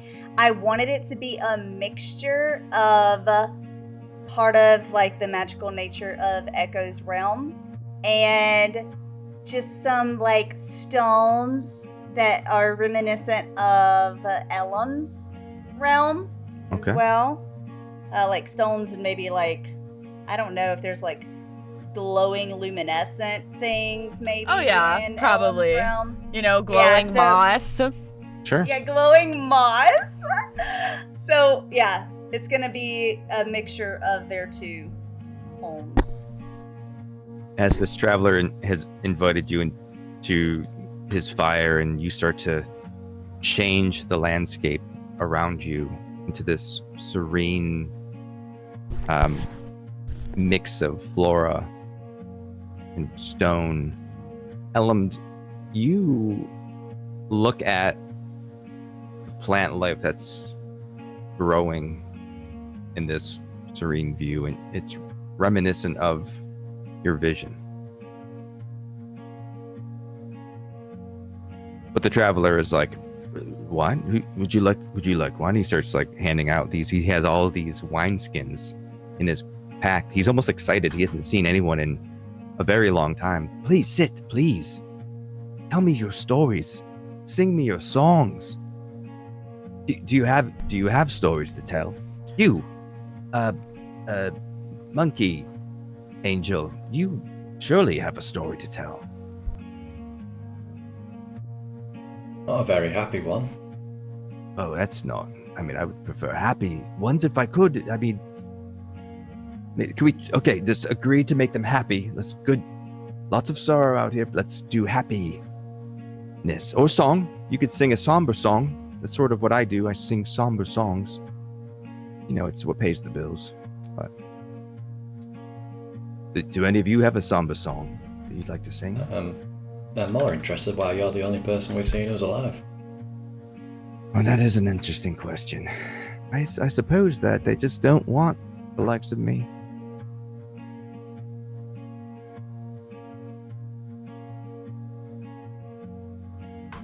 Do I believe him? I don't know. Do you believe me? I'm being fairly straightforward.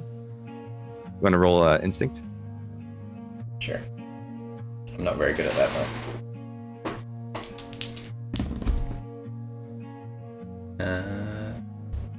It's okay. I got a 20 with fear. I will take that fear. Well, you are suspicious. You maybe don't believe him, but in asking, he's like, "Well, of course, we've just met. Why would I lie to you? Of course, I am offended, sir." And he reaches out and he grabs his wineskin away from you, hands it to Echo. This is not the way you make friends. The horse. Oh, I'm the one that said I didn't want any. well, then you must be thirsty, horse. Okay, who's got a story? It can be sad if you sing it.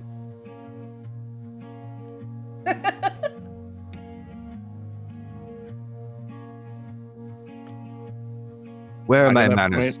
Sorry. I'm gonna point. Oh, sorry. No, go ahead. Go ahead. I'm gonna point at Elmond and say, "That one smells like soup." Soup, you say? He's gonna get up and go over and. You do smell like soup. Has anyone ever told you smell like soup? Yes. Could I have a nibble? No. Oh. Did these grow Elland back might if I pick smell them? delicious, but you don't eat Elland. Oh, what's an element? I'm sorry. I am Elland. Yes, it's all there making a name? sense now.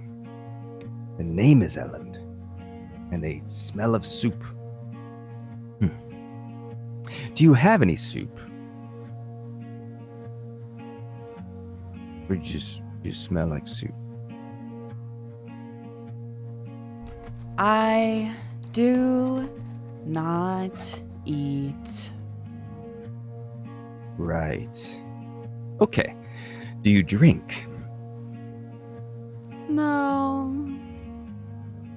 He's going to pick up his wineskin and hand it to Helm. Do you drink? Drink. Say again? I'm sorry. Yes, I do drink, and I think today Good man. I'm going to drink. There you go. Drink up. Revel in all that we have, for we are still here. We are the few. We are survivors. There's You much have to a- celebrate. Cup or a bowl, not really good with the whole. No, you put your lips around it. Well, I can see your point, yes. You put your lips in, and I find that the higher you bring it, the easier it is to get it into your stomach. It's open your throat. It's a whole thing. You'll be fine. Rog, and I use your mess kit.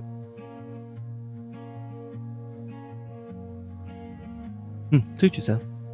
Or Throggle, squeezing hand his over the- wine skin into his own mouth. Throggle, hand over the mess kit. And he'll dig through it and open a bowl, and he'll like squeeze the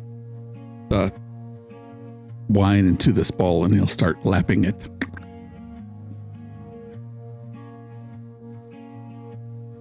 That's an interesting approach. I like that. Very good. So, where are you all coming from then? Alex says a different place from whatever everyone else says. That is also not Lunestro. Well, I've been kind of all over the place. How far back are we talking? I mean, where are you coming from? Oh, Right. down that road. Yeah, we came from down that road that way. Well, he just said that you came from this way. Well, you saw us come. I can't. Oh my You are god. giving me too much credit, horse. I didn't see you until you were upon me. All right, so have your Okay. secrets. Certainly. Do you While have they're any? talking, I'm gonna grab the wineskin and like tilt my head back and try to pour some into my mouth hole. And then when I tilt my head back, it all just dribbles out, and now I have like red stains down the front of my mouth. There you go. Good man. He gets it.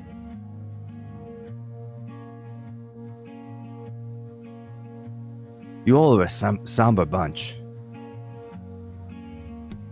Well, we've seen a lot.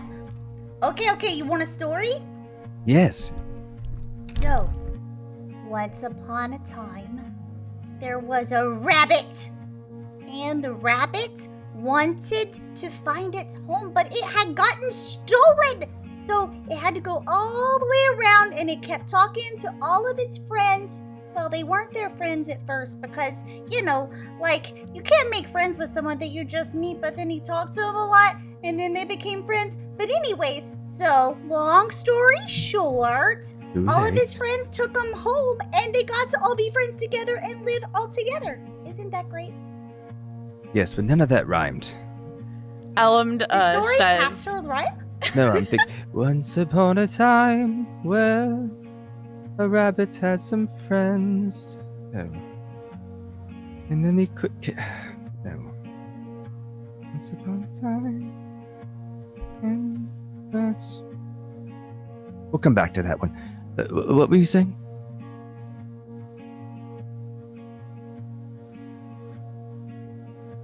No? Echo looks to Elmd.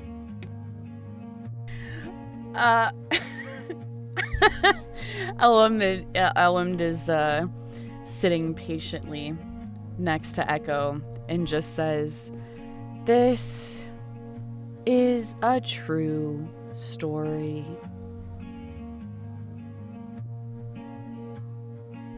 Okay. Well, you're gonna tell me a true story. I don't know if I have the patience for that, to be honest with you. This is a true story. This is a story all about how my life got flipped, turned upside down. Yeah. I think I've heard that one before. Anyone else? Stories? Happy? Could you do happy? I got somber pegged. Somber's got it covered.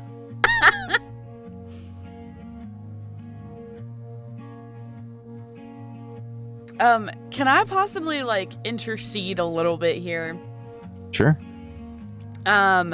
So I know Elmd is obviously noticing and kind of feeling a little bit more comfortable in Echo's little space of serenity, especially surrounded by, these rocks and a little bit of flora that they recognize from their home.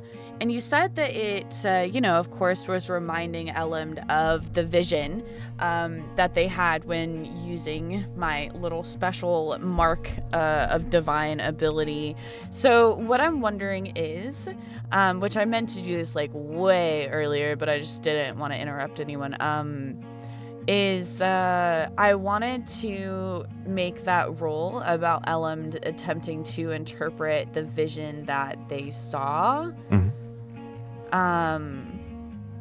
And of course, like, if it's in any way applicable to the book or the information, obviously from Elm's past, or that they've learned from the Book of the Dawnfire. Okay, so you're looking for references in the book that might be related to their vision. Yes. This most recent vision they just had with. Right. Or Okay. anything like obviously, right, like there was all of this information all at once. So in my head, like I'm like thinking of it like, when strings get knotted together or something. Sure. So I'm thinking, yeah. Make a knowledge roll. Okay. I'm gonna use, if I can, an experience to, or rather a hope to use the experience I have eyes everywhere to apply to my knowledge roll. Okay. How does I have eyes everywhere apply to your knowledge roll? So I have eyes oh, no, I'm sorry, that's the wrong one. I meant the experience I build museums in my mind. Okay. Yes. And I rolled a 29 with hope. Okay. Yes. So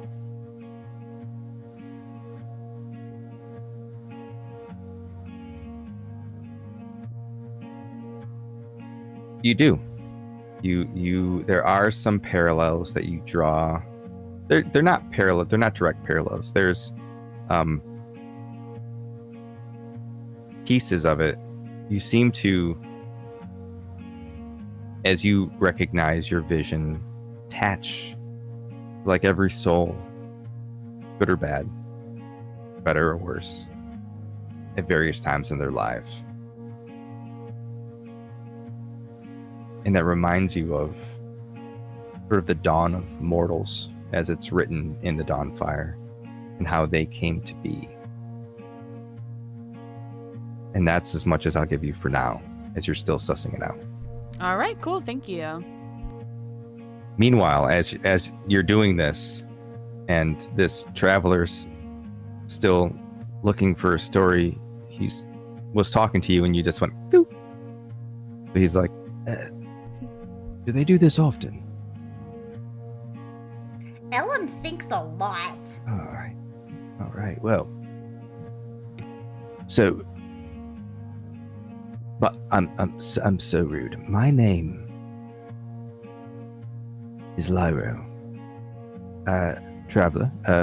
I go here, I go there. I am a bit of a muse, a bit of musician. Sometimes more one than the other. Not a lot of good stories here currently. Lots of bad stories, as a matter of fact. I'm looking for songs of revelry that will lift my spirits.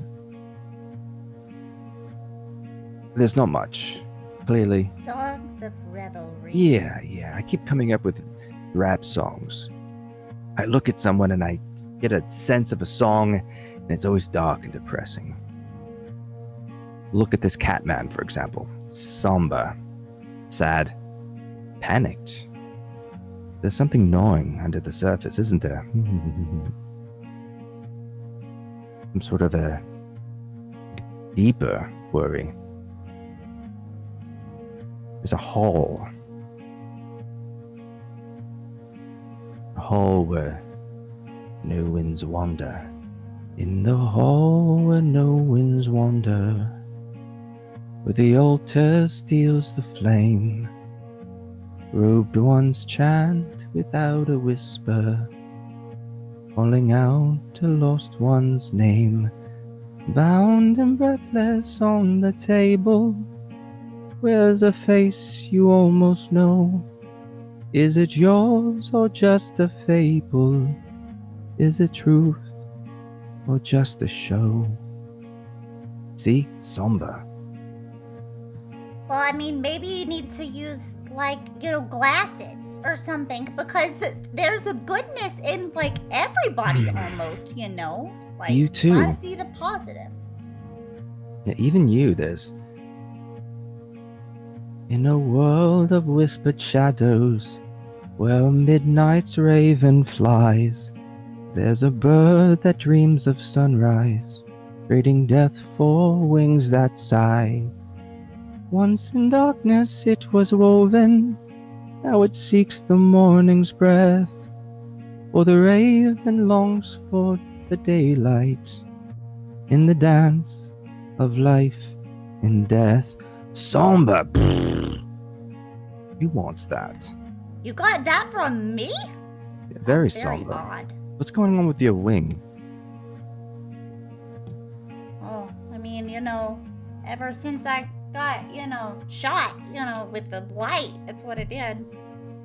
You were shot with light, and that did that to you. Yeah. Interesting. It looks cool though. Look, and now whenever I flutter, and he'll fly up, it's not just like blue stuff that comes out of the wings. Looky, there's gold too, see? Wow, it's amazing. That is quite beautiful, yes. Where the moonlight meets the shadow. Where the moonlight meets the shadow. There the secret lies. No. Looks back at Ellum just standing there.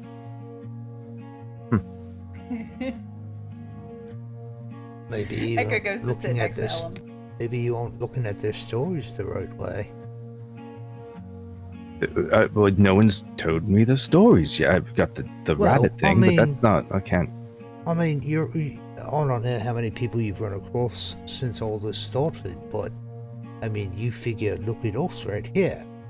We have 6 people who probably under normal circumstances would not have gotten together, would not have survived together.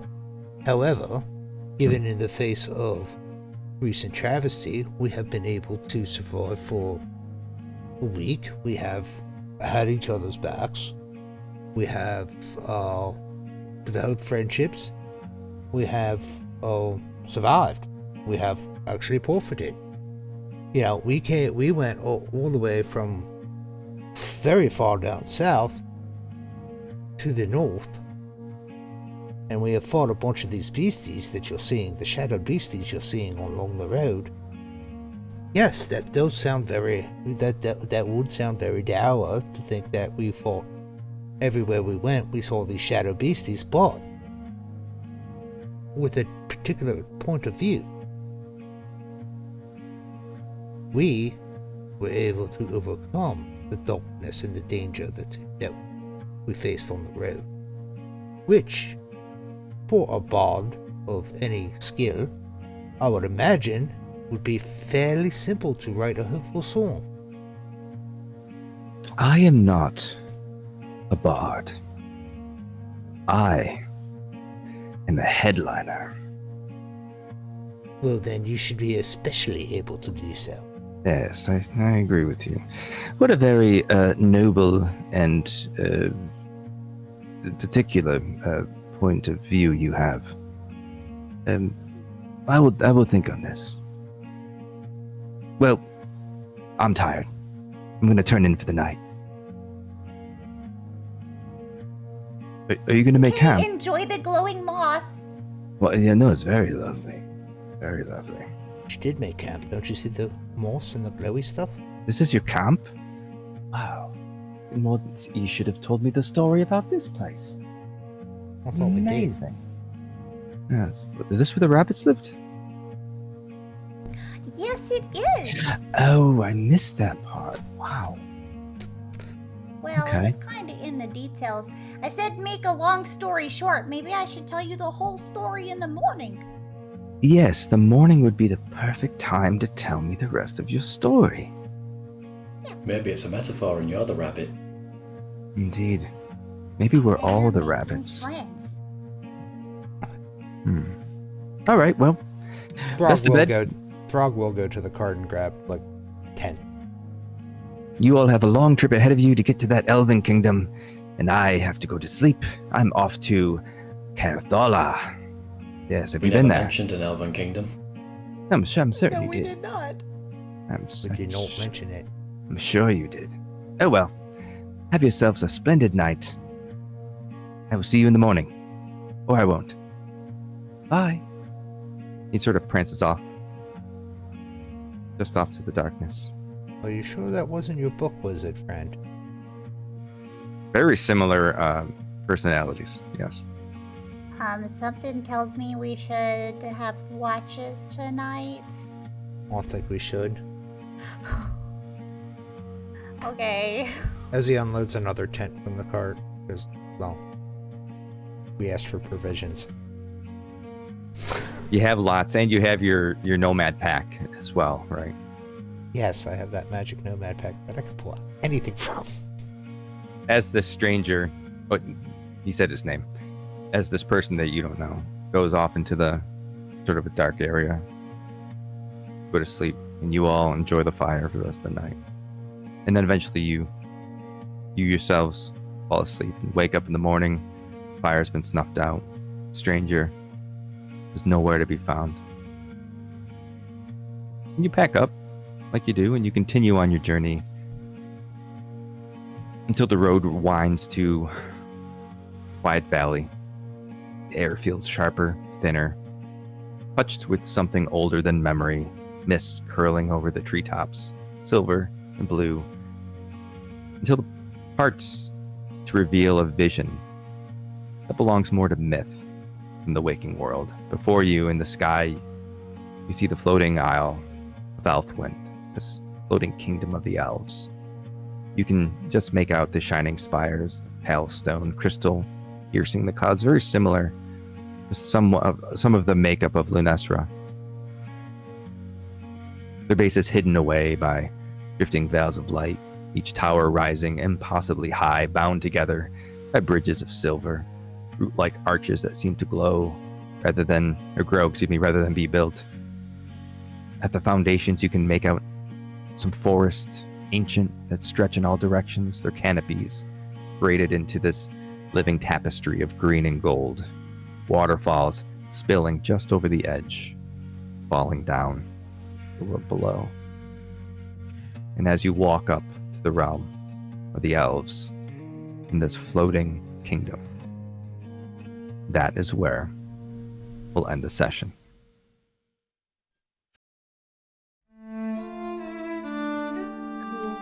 Okay. Outstanding work today, everybody.